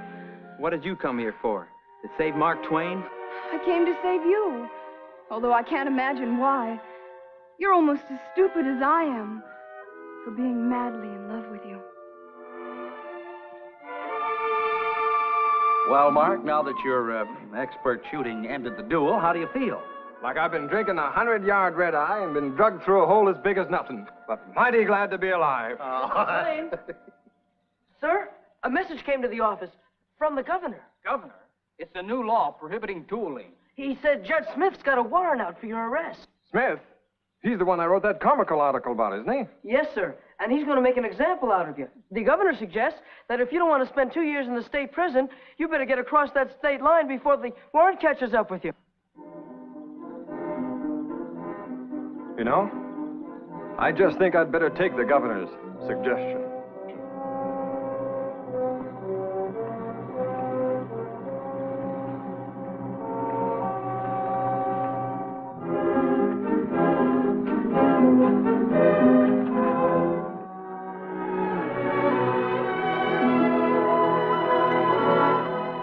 And that's how it was that Mark Twain walked the 15 paces that took him out of Virginia City and on up the road to fame, a fame so international that he became the most widely read humorist in the world.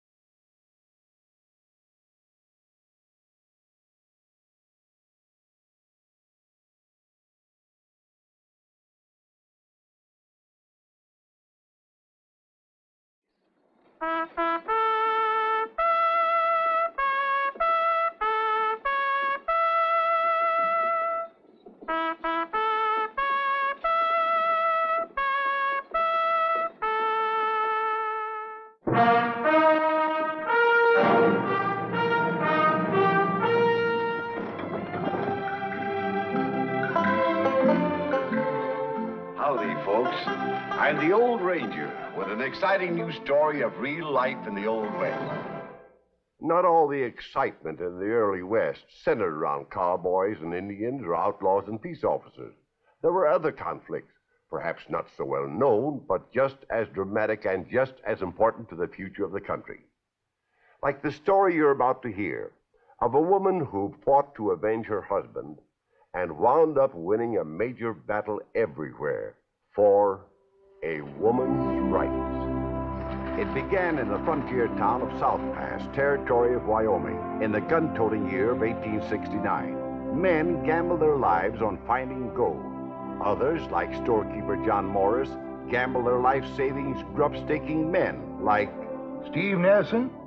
You're arraigned here on charges for defrauding John Morris, a storekeeper, of his legitimate half-interest in the Minnetonka mine. Well, now, that's a pretty serious accusation. Your Honor, the defendant pleads not guilty and asks that the charges against him be dismissed for lack of evidence. Your Honor. Mr. Prosecutor? There's plenty of evidence to support these charges. John Morris grubstaked Steve Nelson. Oh, there was a written agreement? No, sir, but I have witnesses who will testify. Well, sure, I got my outfit at John Morris's store, but I paid for everything. Cash on the barrelhead. Well, in the absence of a written agreement, it comes down to one man's opinion against another. The claim that Nelson located was legally filed in both names. There's no mention in the records of John Morris. No, sir, because those papers were tampered with. The files in the recorder's office were rifled. Your Honor, I have here a signed statement from the county recorder, who is regrettably confined to his bed with a bad case of laryngitis. In his opinion, it would be impossible to rifle the office files and change the existing records without being detected. Your Honor, if you will order those files produced in court. The court is willing to accept the opinion of the county recorder in this matter. John Morris produced the capital for the necessary development work. All it took was 2 arms and a strong back. But there was machinery. A drill, a couple of shovels. Enough to use up John Morris's savings. The contents of a piggy bank. Your Honor, as representative of the people of this territory, I demand that Steve Nelson be brought to trial. Now, look here, young fella. You're new around here. You'd know better than to try to intimidate the court. Now, any further such demands from you, and I'll hold you in contempt. Your Honor, denial of justice in this case can well affect the whole future welfare of this territory. And so can the dragging of useless litigation through the courts, wasting the taxpayers' money. I agree. Case dismissed. Court will adjourn. If you'd like to reconvene at the Buckhorn, the drinks are on me.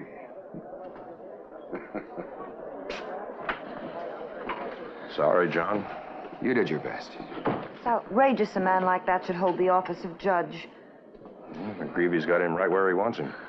There must be something we can do. There is. Pull up stakes and get out of here.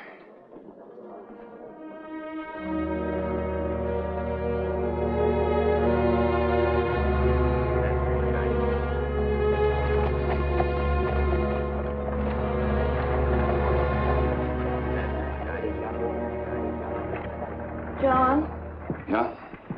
do you mean what you just said? About leaving Wyoming? Yes. Where would we go? Back where we came from. Back to New England, where a man can lead a respectable life. I hate to think of leaving here. I've grown to love this country. I think of it as home.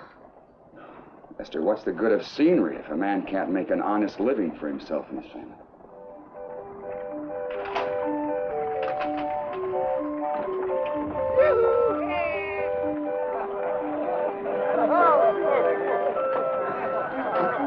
What's all the ruckus? Lucretia Mott and her suffragettes.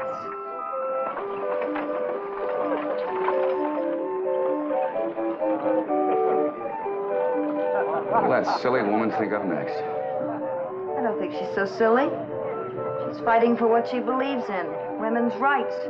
She ought to be trying to get some decent law and order in this town. Maybe this is her way of getting it. Hello, Esther. Evening, John. Hello, Lucretia. Come along, Esther. We have work to do before we leave here.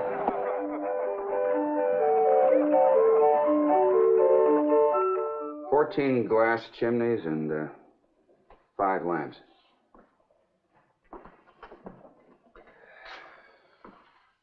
"7 bolts of calico and 3 of gingham. If you try and unload all of this, you're going to lose money.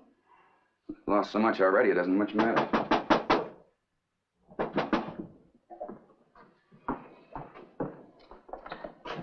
Hello, Lucretia. Good evening, Esther. Can I come in? Well, of course. Now, you folks go right on with your work. I just want to have a few words with John.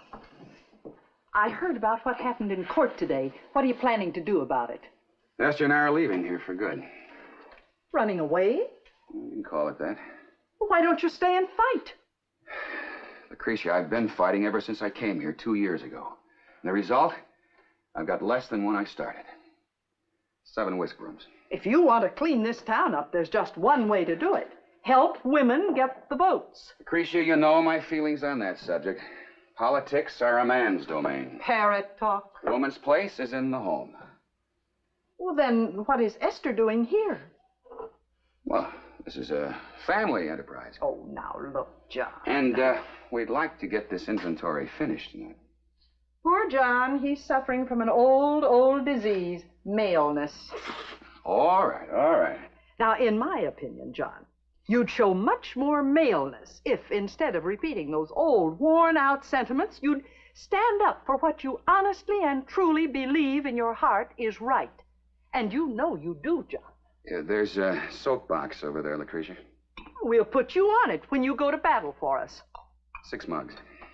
We think that the Wyoming legislature would pass a suffrage bill if we just had the right man to present one. And now we do have. 4 vases and 4 pitchers. It's you. What are you talking about? Why, you're just the ideal man to lead a crusade like that. A man folks respect as well as like. How many pitchers did I say? I'm sorry, John. I was listening to Lucretia. He said 4 vases. Well, how about it, John? Are you willing to stand for office? I'm sorry, Lucretia. we're pulling out. Esther, you know how much this could mean, not only for Wyoming, but for the whole country. Now tell John he's got to do it. It's his moral duty. Well, Lucretia, I think this is something my husband should decide for himself. Well, I hope you change your mind, John.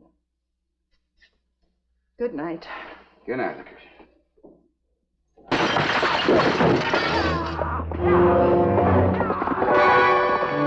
There's a piece of paper around this rock.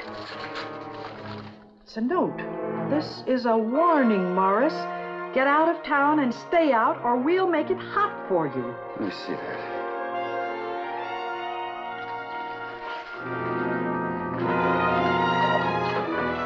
What are you going to do? I'm going to find out who's responsible for this. You cannot fight McGreevy and his gang alone. Well, one thing's certain, I'm not leaving. Good. Then maybe you will be our candidate.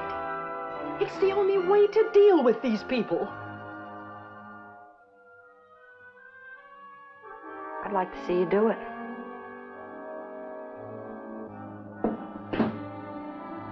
All right, I will.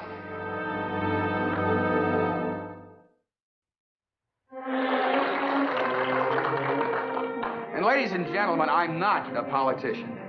I'm just a plain citizen interested in clean government. Hey! And if I'm elected, I promise to do everything in my power to drive the crooks and highbinders out of this territory. Hey, Morris! When did you join the suffragettes?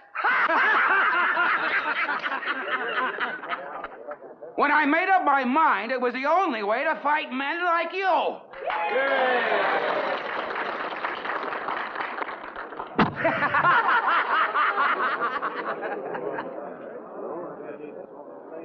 That, ladies and gentlemen, is the only ammunition our opponents have to offer.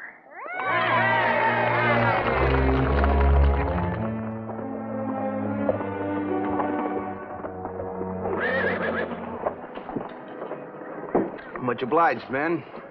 Have another one. It's on me. Well, maybe just one more. Who are you voting for, Jim? Ain't quite made up my mind, Ben.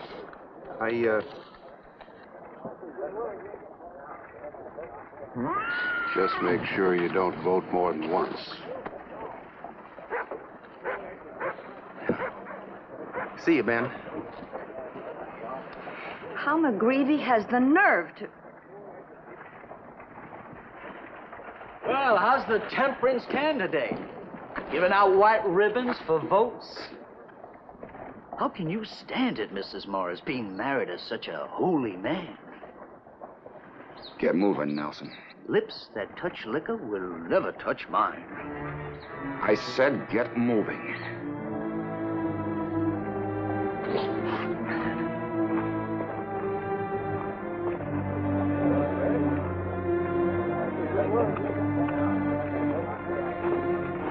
Oh, excuse me, Mr. Billings. I sure didn't mean to get in the way of a vote for Honest John. Oh, I'm sorry, Mr. Billings. Gosh, I don't know how that happened. Here, let me get your hat.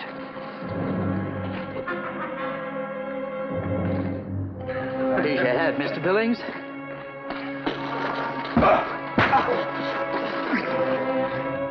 Mr. Billings, you shouldn't lose your temper, not on election day. Here. This will cool you off. Have a sip. Or take it all. All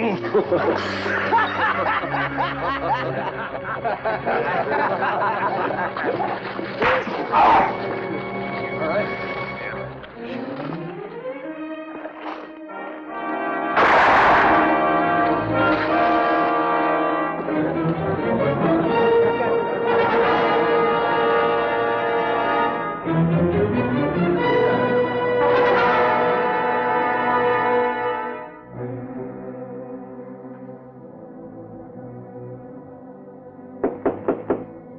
I'll see who it is.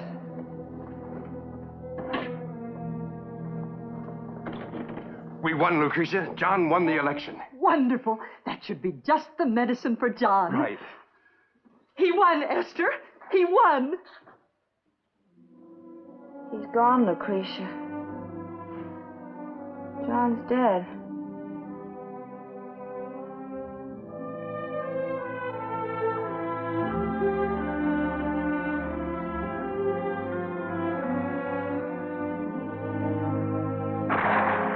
Hooray for John Morris!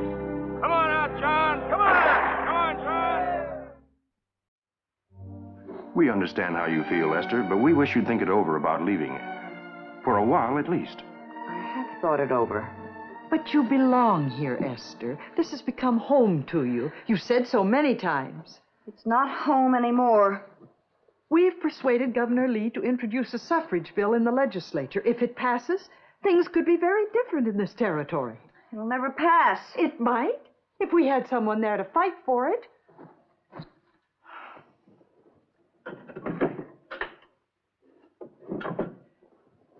Don't you want to finish what you and John set out to do? John was right to begin with. You can't fight men like McGreevy with speeches about equal rights, and if I'd listened to him, he might be alive today. Now, all I want to do is get away from here and forget. I can. What about Steve Nelson's trial? Certainly you'll stay for that. You bet I will. And for the hanging I expect to follow it. This is one case Judge Wheeler won't dismiss for lack of evidence.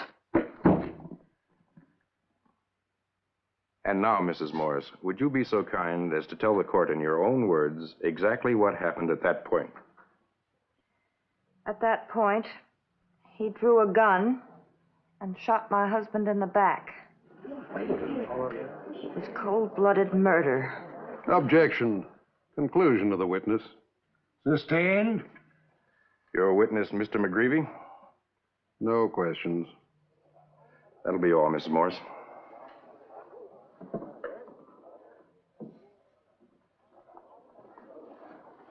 I don't understand this. They're not fighting. Your Honor, in light of the evidence presented in this preliminary hearing, the prosecution requests that the defendant in this case be brought to trial for first-degree murder. If the court please, we'd like to call the defendant to the stand. Raise your right hand. You swear to tell the truth, the whole truth, nothing but the truth, so help you God? I do.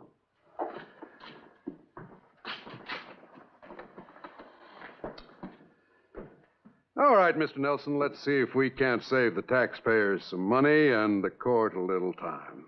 Now, you've heard the evidence the prosecution offered. Half a dozen people testified that you shot and killed John Morris here in South Pass on Election Day. Is that true? Yes, sir. Then you plead guilty to a murder charge. Oh, no, sir. That shooting was in the line of duty. Duty? Well, I was officially assigned to guard the polling place during the election. Morris was interfering with me in the performance of my duty. I object, Your Honor. There's no evidence that this man was working as a guardian of the law.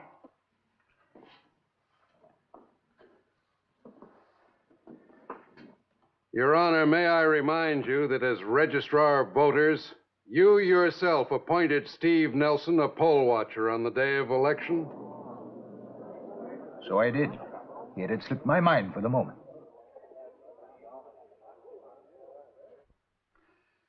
Your Honor, we concede that the defendant in this case was a little overzealous in discharging his responsibility. But we submit that under the circumstances, a charge of murder is wholly unwarranted.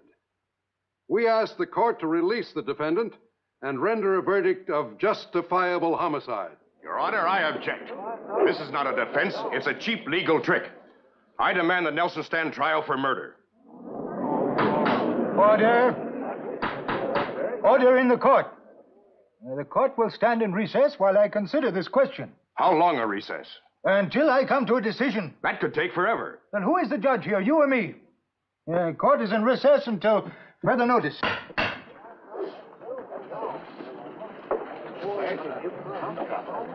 I didn't think they'd dare. I didn't either. A lot of things I've been wrong about. Come on.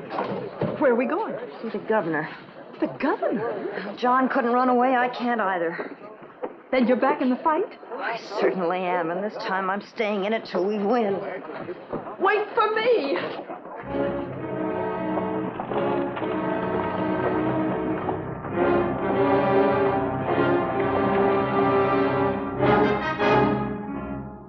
you all know, endorsement of the suffrage bill by this committee would virtually ensure its passage by the legislature. And so I ask you, in the interests of justice and good government, to grant that endorsement. Women are too flighty, scatterbrained. You couldn't trust them with a vote.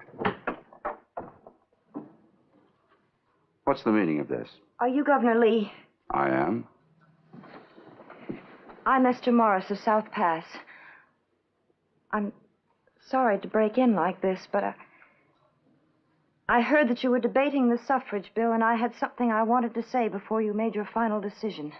So you're Esther Morris. I knew your husband, a fine man. Gentlemen, I think this lady should be heard. Mrs. Morris? This is not the time or place for demonstrations. I'm not here to demonstrate, sir. I'm here to try and do something about the lawlessness and the corruption that infest this territory, and I know of only one sure way to do that. Give women the legal right to a say in things. You really think passing this bill would put an end to all our troubles? Only the good Lord can do that, sir. But at least this bill will enlist all women on the side of law and order. All women? What makes you so sure of that? They have to vote that way. They have no choice. Men can sometimes solve their problems with their fists or with a gun. But women have to find peaceful means because they're weak and often helpless. I don't say that women won't make mistakes, but in the long run, they will bring to politics in this territory the point of view of those interested in building up, not tearing down, of preserving, not destroying. Gentlemen, give women a chance to fight for what they believe in. Give them a chance to defend their homes with the only weapon they can wield effectively. Give them the vote.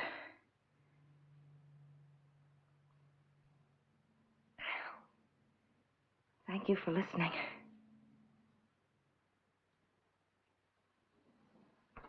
I'm proud of you, honey. Mrs. Morris, you're a very effective speaker. I have a feeling this committee will endorse the suffrage bill. Oh, I hope so. You should be in politics yourself.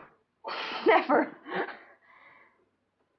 There is one thing you could do for me, though, Governor Lee. Something important to the people of South Pass. If it's within my power. Why don't you wait for me in my office? I should be through here presently. I'll be there.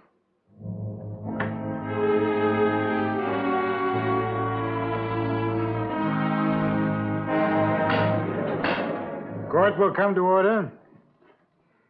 The court is now ready to make a ruling in respect to the case of Territory versus Steve Nelson. And the court finds that the defendant was actually serving as an officer of the law at the time of the alleged murder. And therefore, what is the meaning of this intrusion? Court is in session. I don't know what you are about to rule on, Judge Wheeler, but in any case, it wouldn't be legal. Here is an order from Governor Lee removing you as judge and appointing me to serve in your place. If you don't mind, I'll take over right now.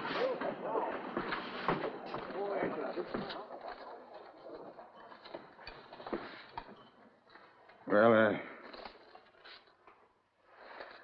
I had it coming to me. I've been a disgrace to my profession. The gavel, please.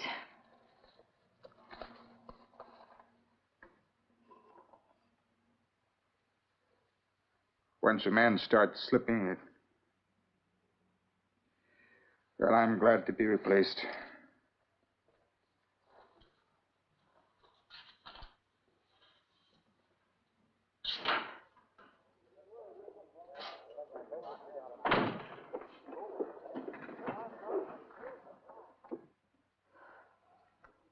Steve Nelson, step up, please. Your Honor, I protest. This court is prejudiced against Steve Nelson. You're right, Mr. McGreevy. I am prejudiced. So much so that I have arranged to have Steve Nelson's case transferred to Judge Simpson's court in Laramie. You'll find Judge Simpson's only prejudice is against injustice.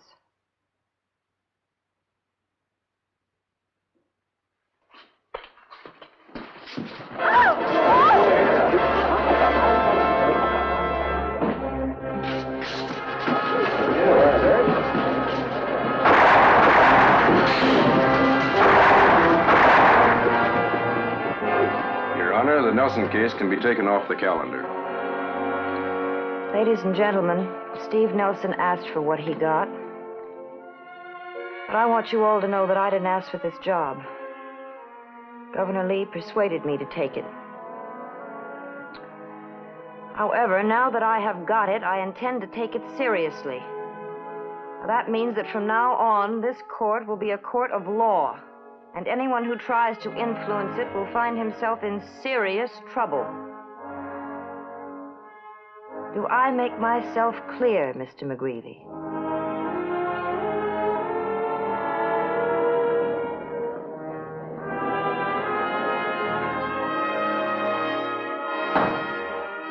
Next case, Mr. Billings.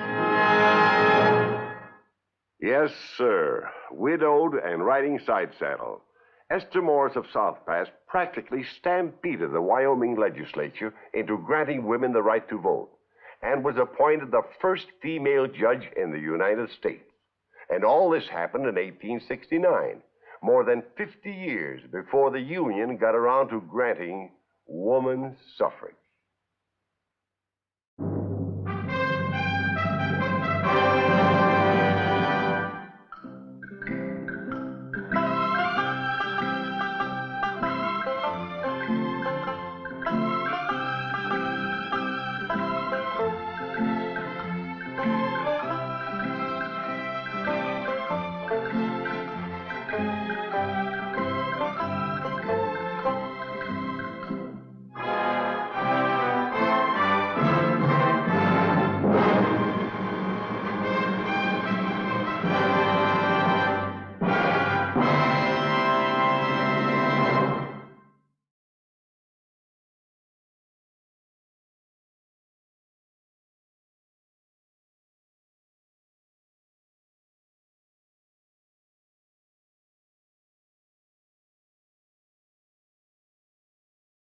আমার সুবিধার লোক মনে হইতেছে না কি কইতেছেন আপনি কি কইতেছেন গায়ে হাত দিবেন কেন গায়ে দিবেন এ বড় গায়ে দিলে কি করবে একদম গায়ে করতেছেন তুই তুই করতেছিস তুই গায়ে তুই আমি আজকে শেষ কর তুই টাকা দে আমার টাকা দে ওরে আজকে বই আপনি কোন রাস্তার মধ্যে আইছেন ভাই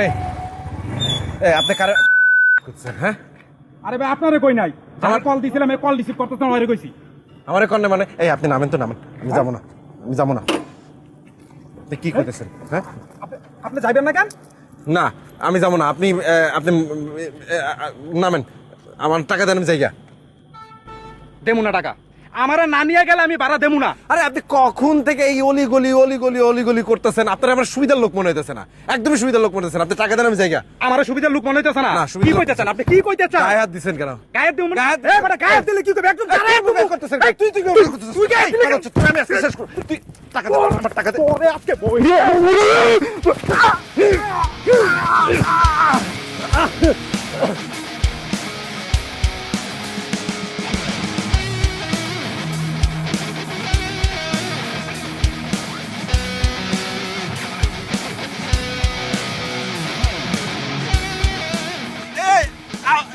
মোটরসাইকেল করে নিয়ে যেতেছেন ভাই এটা আমার মালিকের মোটরসাইকেল ভাই ভাই মোটরসাইকেল নিয়ে যান না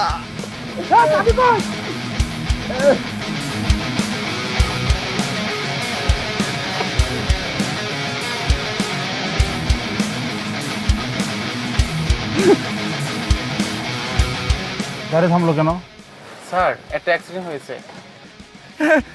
ভাই ভাই আমার একটু বাঁচান স্যার ভাই পেটে তো ছুরি মনে হচ্ছে চিন্তা কি হসপিটাল নিয়ে যান ভাই স্যার হসপিটালে নিয়ে যাব আরে পাগল হইছো এত রাতে থানা পুলিশের ঝামেলা কে যাবে চালাও গাড়ি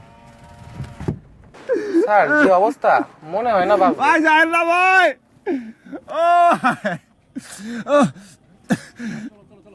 ভাই আমার একটু hospital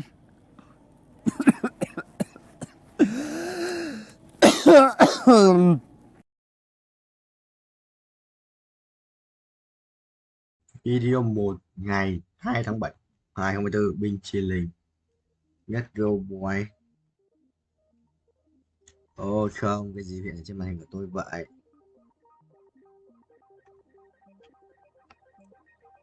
Nó sẽ quay tiếp cái trò lò lò là màu. Từ anh chỉnh cho nó thẳng bên cộng 10%. Good landing. Hạ cánh tốt. Chỉnh tiếp. Đây á. Ủa đúng rồi.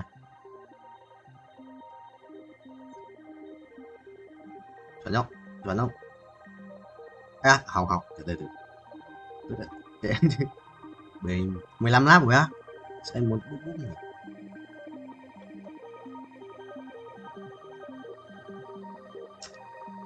Vào Discord á. Ngày tiếp rồi. Anh cày xem nếu mà giờ được 80 củ cái ra ngoài thì anh vào anh quanh 10 lần. Ở 5 củ 10 lần. Cái cày vòng sau tận 50 củ và thua. Nếu mà quay được nó có đủ tiền quay vào này. Cú chết rồi. Bên chia lên. Bên chia lính. Chuẩn ông thầy. Kathleen thông đạo Diốt à? Rồi xong anh sao phải hạ cánh rồi.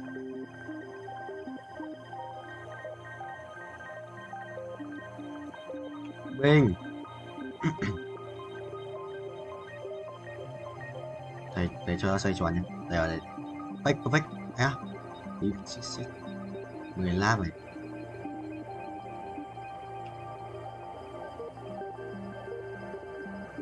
Perfect không? Perfect. Đây, perfect. Bình.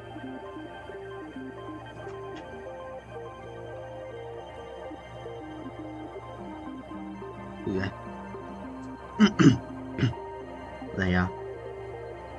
Không ai ơi, không phải đâu.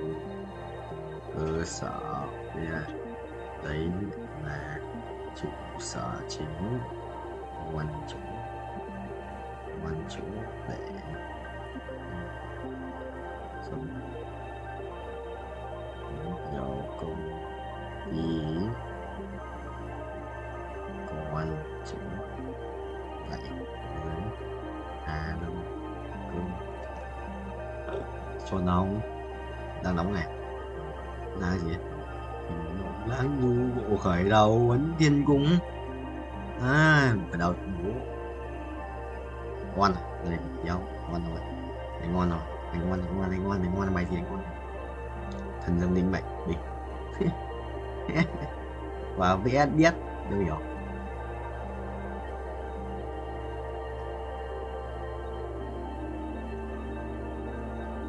được mà nó cũng chuẩn chỉ chứ cái khổng lồ chỉ lấy một cái đéo rồi nhét lên cái khổng lồ vậy thì sao Vinh trên lên không nhặt trước lần rồi hello guys tao chắc sẽ chinh choang chưa mấy thằng Trung Quốc ra này mày có thằng điên xin ở Philippines mày có thích Philippines không có thằng con lợn này 34 tỷ nhá bay đến 80 triệu mời đồng yes quay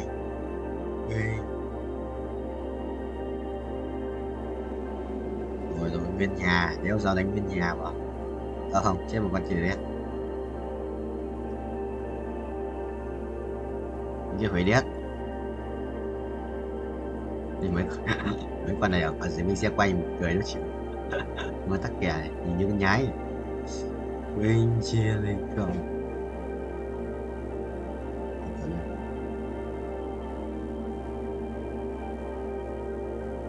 nó vậy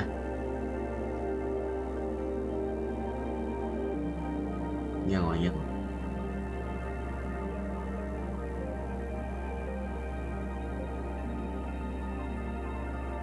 ai đánh bộ khởi đầu đúng không vậy một tướng à không ai đánh bộ khởi đầu cũng thầy à thôi thầy xin phép vậy còn tiền 3 sao tiếp 3 thì check bài á không có thằng đánh á này có oan thì sao không phải đánh thần dưng à chữ đâu Hiệu này đánh là sút cho.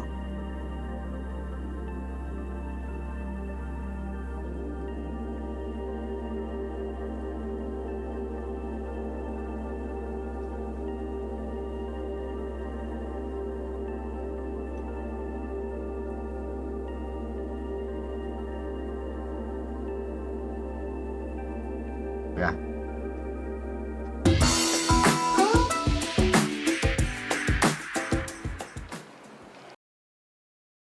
Một video 1 ngày 5 tháng 7 2024 bên Chilling Let's Go White. Mình sẽ bay tiếp cho các em xem nhé. Ok, để tự lại.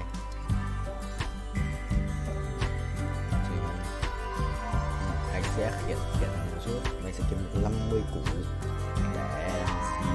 50 củ để luôn tiếp lên chiến sĩ nhất. Đây nếu lái được thẳng quá, chôn mua. Lái thẳng rồi. Chỉ xong rồi phải không? Máy hù tỏ. Đùa, mày đùa thôi, thầy kệ cho mày tự đi. Chuyển trước tăng chiều mày.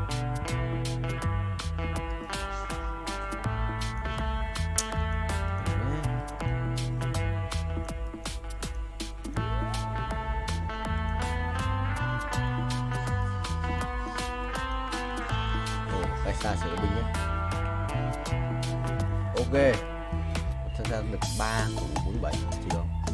Cộng 3,17 nhưng trừ 20%. Tầm chơi động 20%. Đây nhật nạp chút năng lượng trôi qua bản thân. Vậy thì 127 triệu đồng nào. 1 triệu quét à. Đây chơi lên ở đây đuổi 2 cái màu vàng ở xong bay cao như thầy mình kéo vậy.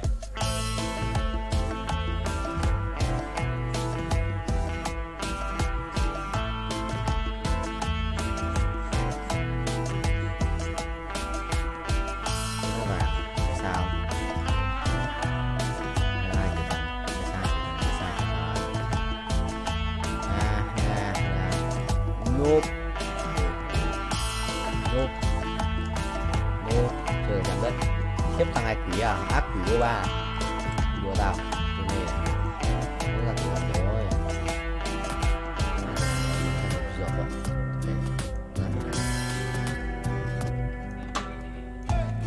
chết rồi đi kìa 2 phút hơn của pháo mày cộng 10 cho thầy.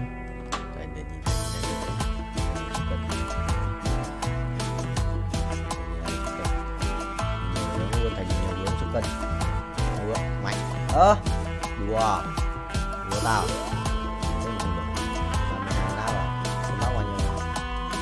rồi đấy ngã chéo mà thêm không được 16 lát rồi được rồi đâu 2 3 cái viên binh bao nhiêu 5 m ui 50% không?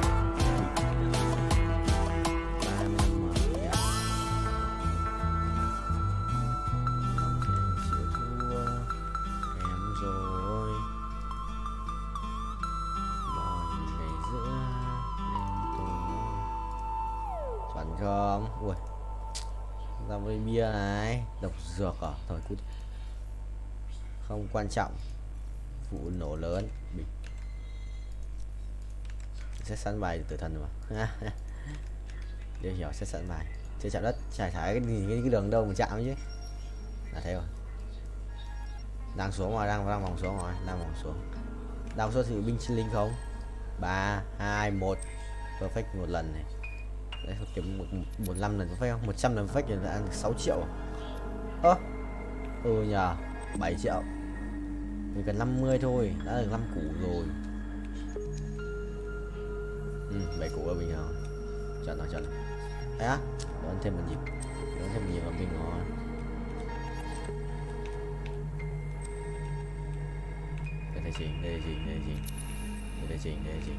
Địa chỉ.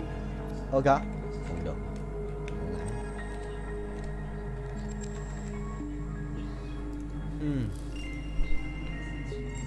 Mất kiếm à? Cổ không mất áo luôn. Mất áo luôn à? Nếu còn gì? Phải lấy găng tay. Đây để thay. Rồi 1, 2 lần. Thế là 30% à? Xem bao nhiêu nhá. 30% bình cũng gần 5 củ ấy. 40 củ à? 2 lần được 10 củ rồi. Thì ảo điếc. Let's go.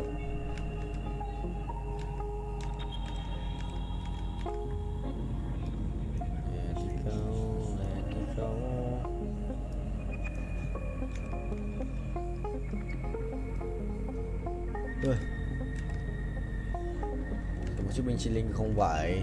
Bánh 7 láp à? Gậy 456 triệu coin để rebirth tiếp à? Sợ khó đấy. Anh cần 50 củ rồi này. Phải chừng. Ui, 40 củ tròn. Mình kiếm tiền từ điêu ấy.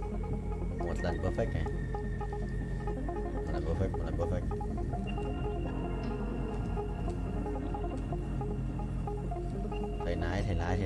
Thầy lái. Mình thắng. Nghe cái trường. Mình thắng. Mày 10% nữa.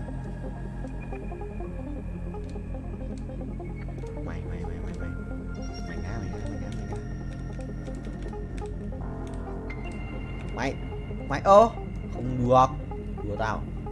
Xuống không. Xuống 7 bánh ơi. Nếu được rồi. Chọn dấu nhỉ.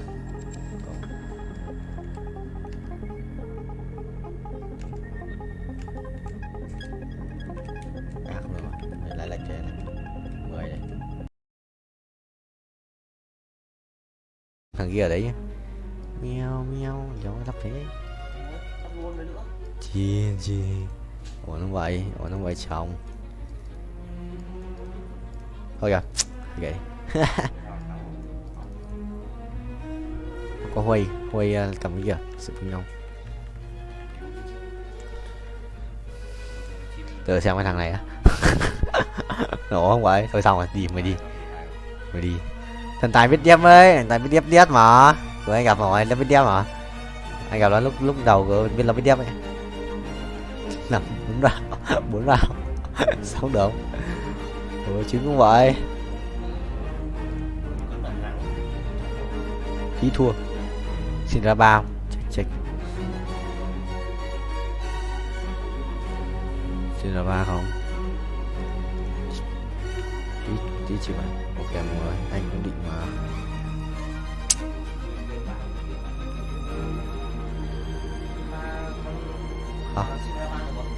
Anh xin ra ba mà.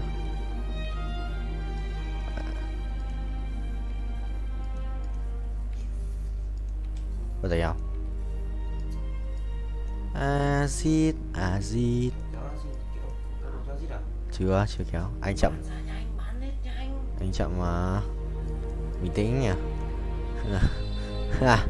Chết hả? Không kéo cái kia cho con Azit để nó vẽ ra ngoài thua là.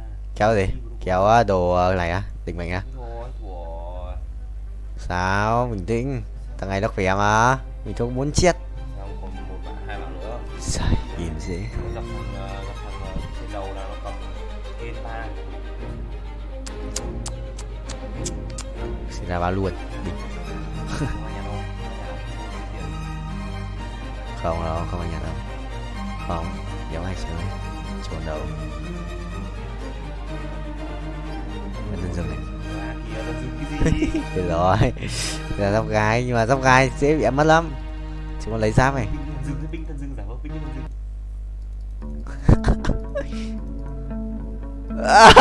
Ở đây rồi. Ai mấy dispute. Nhớ hiểu.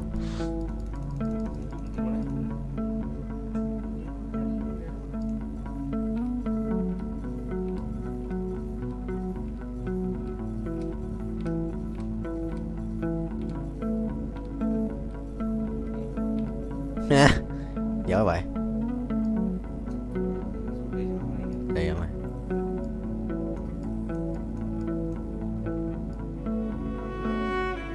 Kìa, hai thằng kiếm một chỗ à?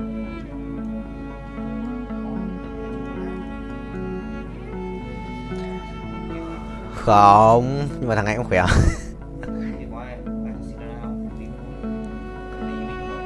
Không biết em rồi.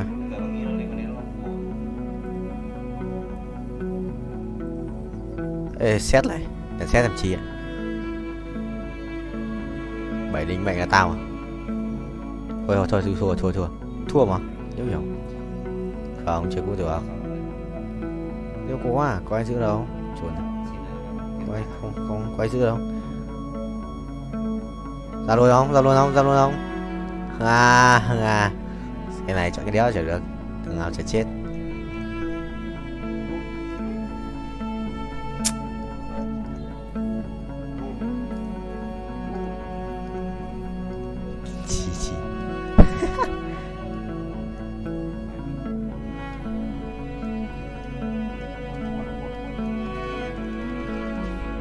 Thế cho hết đồ rồi à? Vẫn để hết đồ đó không? Nó binh hơn à?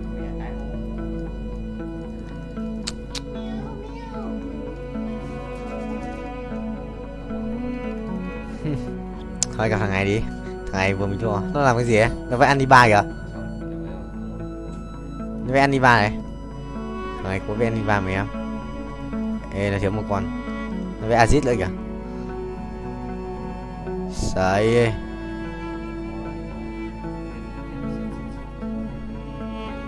Không được rồi thầy ơi.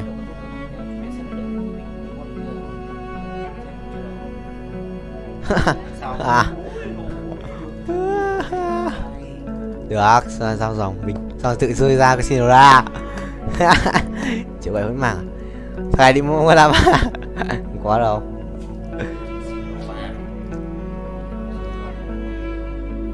Ồ. Tớ tự ra mà bảo rồi. À. Dấu đây.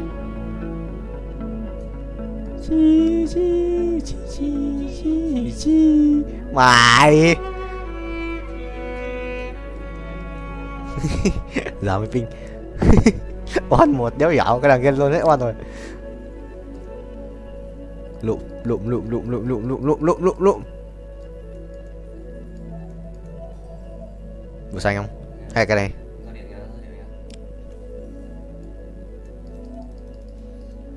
Còn chút dồn nữa không?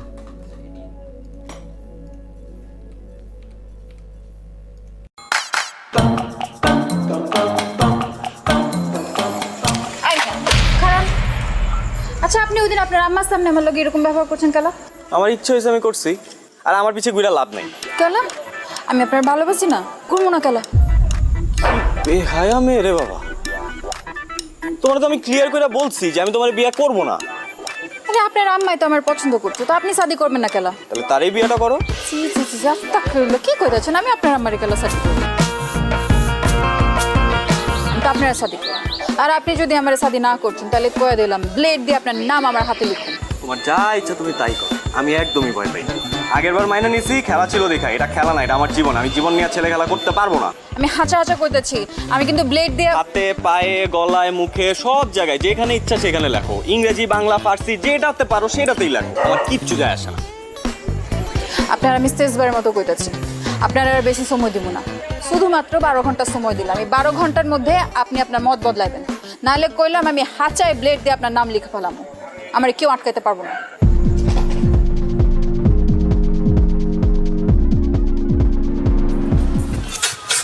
আরামসে তুমি cigarette টানো, বুঝে নাই শান্তিতে, আর ওদিক দিয়ে কাম সারছে। কেন কি হইছে? আরে শুনোস না, ওই মেয়ে তো ডেঞ্জারাস একটা ঘটনা ঘটায় ফেলছে।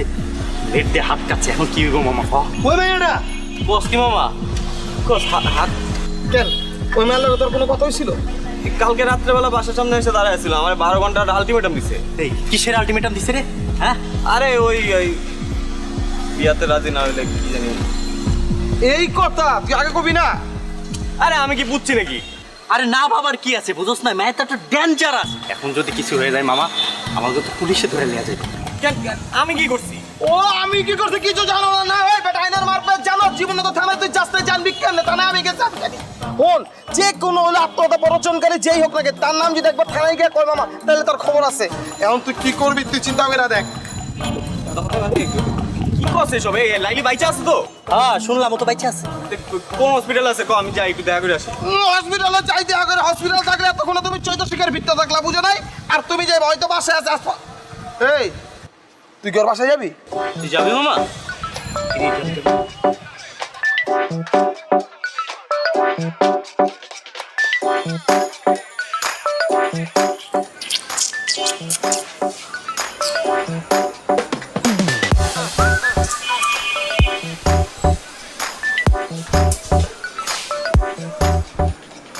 হায় রে খোদা, তুমি আইছো। আমি জানতাম তুমি আইবা। আমি লাইলে রে কইছি তুমি আসবা। চ্যাংরা হও আর রক্ত গরম হও, মানুষ তো। তোমার মনের ভিতরে সেই প্রেমটা আছে। আচ্ছা আমি লাইলির সাথে একটু দেখা করবো। লাইলির সাথে দেখা করবা? কেমন আছে ও?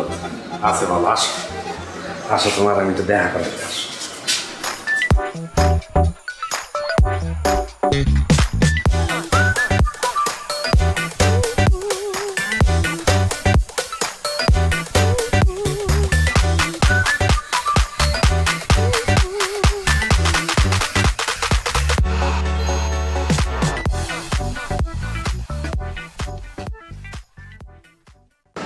এইসব কি? প্লেট দিয়ে তোমার নাম লিখছি, বানান ঠিক আছে? একদম ঠিক আছে। কিন্তু কি বলো বাইক না, ভালো হয়েছে না?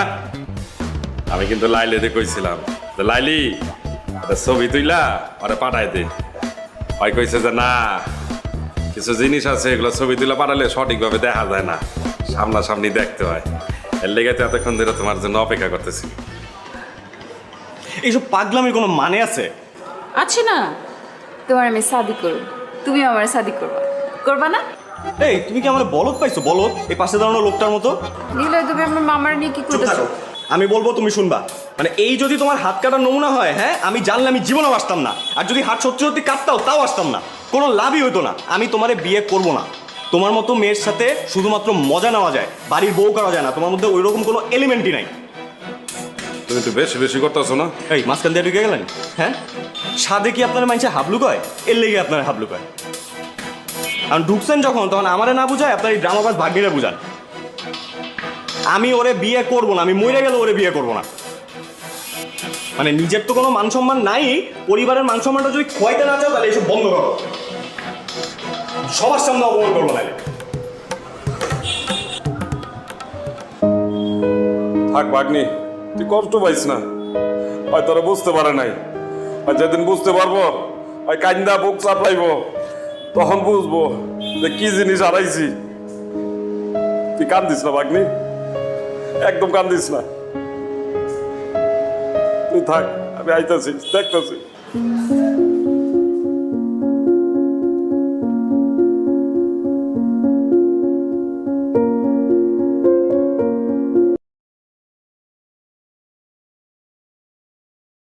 Xin lỗi thôi xong rồi. Thần tài đến, thần tài đến. Rồi. Còn nhớ vậy. Ôi, đây có đồ. Chúng ta xong rồi. Yes, broccoli. Oh, broccoli. Bây giờ vừa nói xong của ta. What the hell is this shit? Không rồi. Ở đây ai come back kìa. I'm here. 750 tỷ em.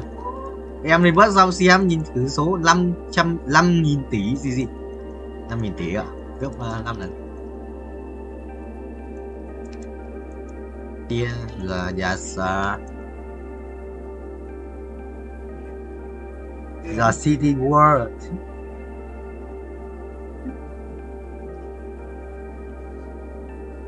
The city world broccoli. Từ cái lớp em bây giờ có một thằng ấy chắc là phải 7.0 nhưng nó vẫn đi học lại anh yêu hiểu. Thằng ấy giỏi với cái cặp vip về nghe quỷ về section 4. Nó nghe lần đầu tiên nó nghe 9 câu gì. Mà kinh rồi. Không biết nó Đâu, nó đi học lại, ý là học ở lớp A học sao? Thì nó đi học lại để nó thi tiếp bây giờ ấy. Quỷ với cứt. Quỷ với cứt. Học kinh khủng thì nó focus luôn rồi.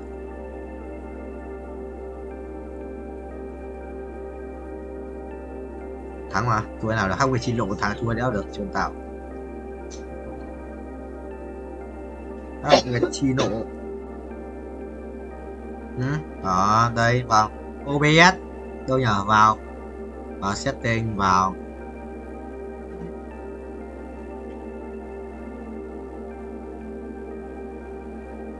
nhìn lên nhìn đó.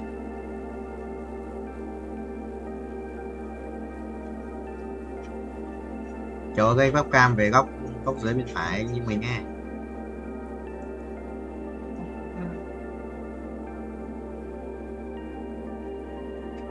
Thế kéo cam như bình thường đấy. 6 lap 7 lap à, giờ mình cày lên 7 lap à, căng nhỉ. Yes sir, broccoli.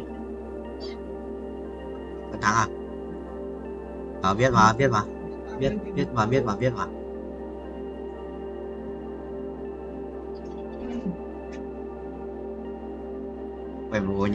Phải buồn nha Nam ơi.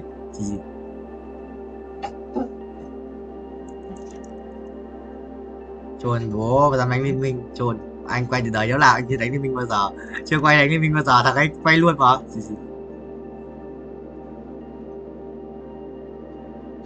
Tao gửi nó chết cho tao ấy. À nó phải anh nó bảo được em nó đánh.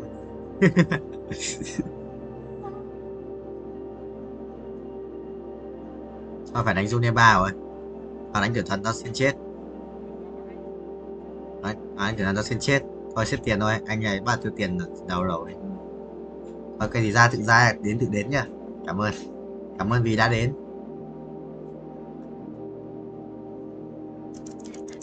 Về điện thoại không phải là vấn đề đâu cũ, vấn đề là game lỏ đi toilet.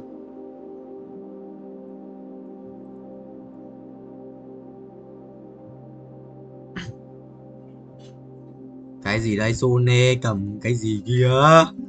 Cần đấy, ô kìa, ô Salia, thằng này đánh đéo gì đấy, sao lấy nhỉ?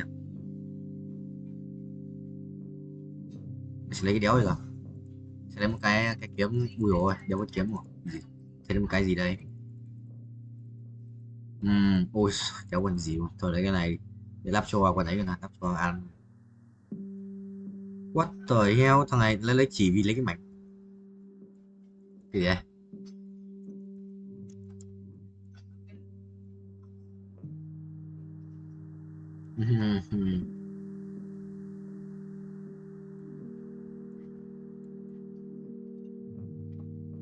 Đúng rồi.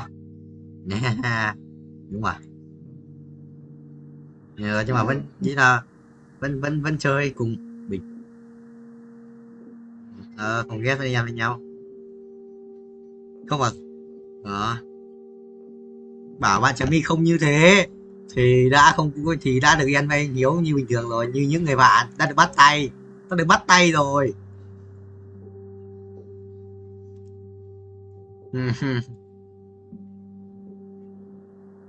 Được lên lúc kia mình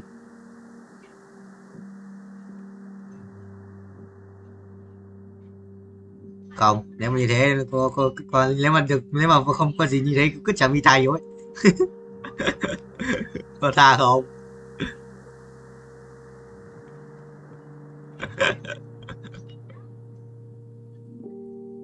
Sojin hình như kêu ấy hỏi giờ mày mới về xong.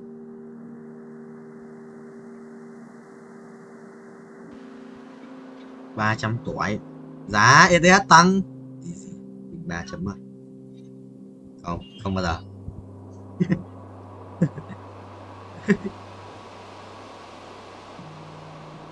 Đồng đuốc lên muộn, đồng đuốc 0,9 lên chúng không biết quay tăng rồi gì lên làm 6 rồi, hôm qua 55.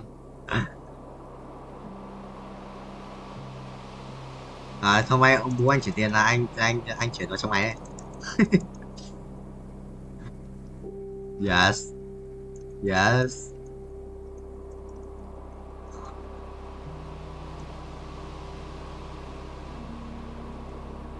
Phải master chứ. Rồi, học chiêu ấy. Đấu qua tờ cũng master chung. HTS4.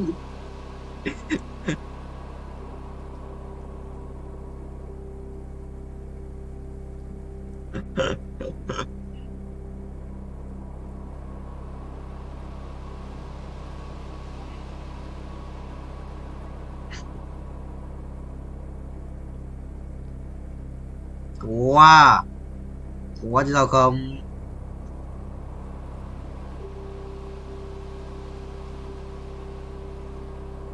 Biết văn học tiếng Trung học đâu không? Phải xem Killer Queen, rất nhiều thứ ngôn ngữ.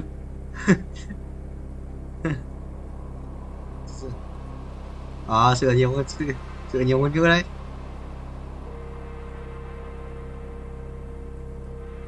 Quỷ đấy.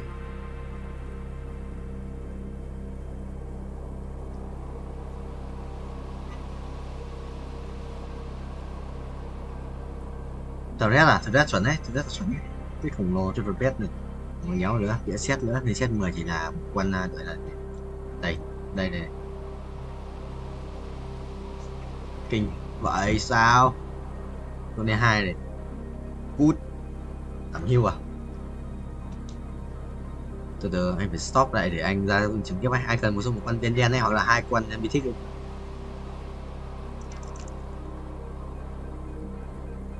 Mày kẹp cái gì vậy ở trong cái game space này nè? Auto chỗ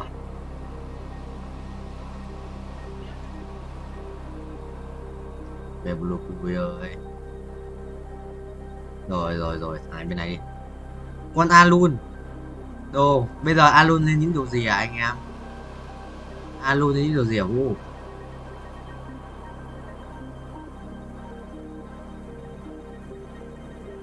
Chưa được 1 tiếng à?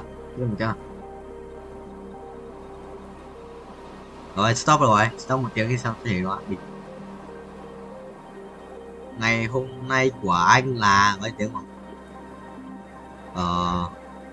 Sẽ có là 110 này, 1 tiếng này, 2 tiếng, 3 tiếng, 3 tiếng bây giờ đang là rưỡi, anh đang có 4 tiếng rưỡi rồi. Chắc đấy. Anh cần một chút ấy đấy. Thắng mà.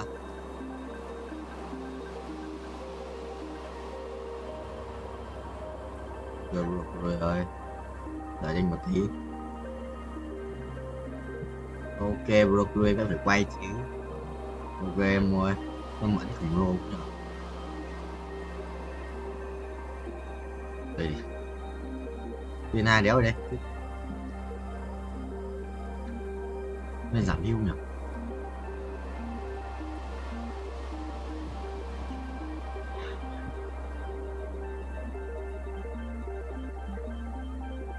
Nó tròn đủ ở sư binh không?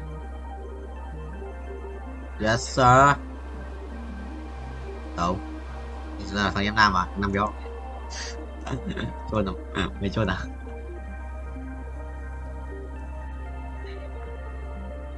Gì ấy à? Không. Mày bảo tuấn ấy.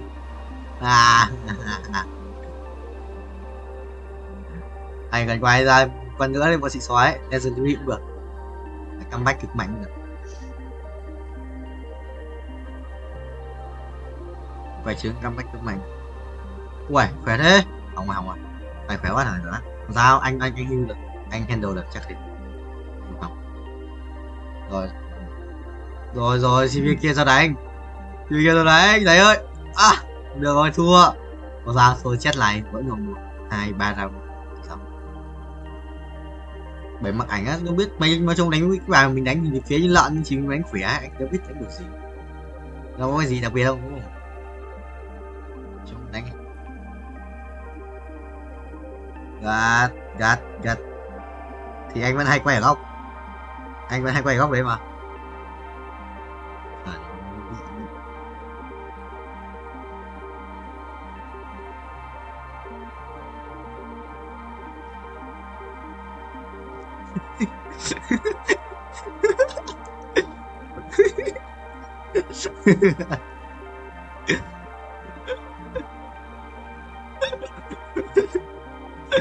Skibidi à? Phải không? Phải không? Ôi chỗ là xa. Phải giống chung toàn chạy à? Quỷ à? Mấy mấy mấy mấy cái tai nghe ấy, không á à? Ừ. Anh ác quỷ rồi, 219 độ ác quỷ rồi. Anh đây anh hóa năm. Xóa hết rồi, xe đất. Ui. Được cái Vũ ơi, được cái Vũ ơi. Đỡ phải chia chia. Nếu là Cường mang máy đi. Cường, ơ, được rồi.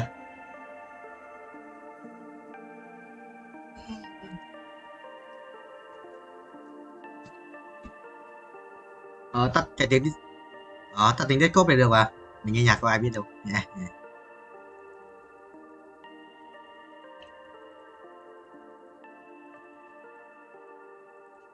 Anh quay tỷ trứng, anh quay tỷ trứng. Có đồi đây, có đồi đây, có đồi đây. Sự ấy à. Giờ cầm một con Soroka đấy. 0.5. Ui. Ngon đấy. Kiếm đi. Rồi kiếm con hết rồi.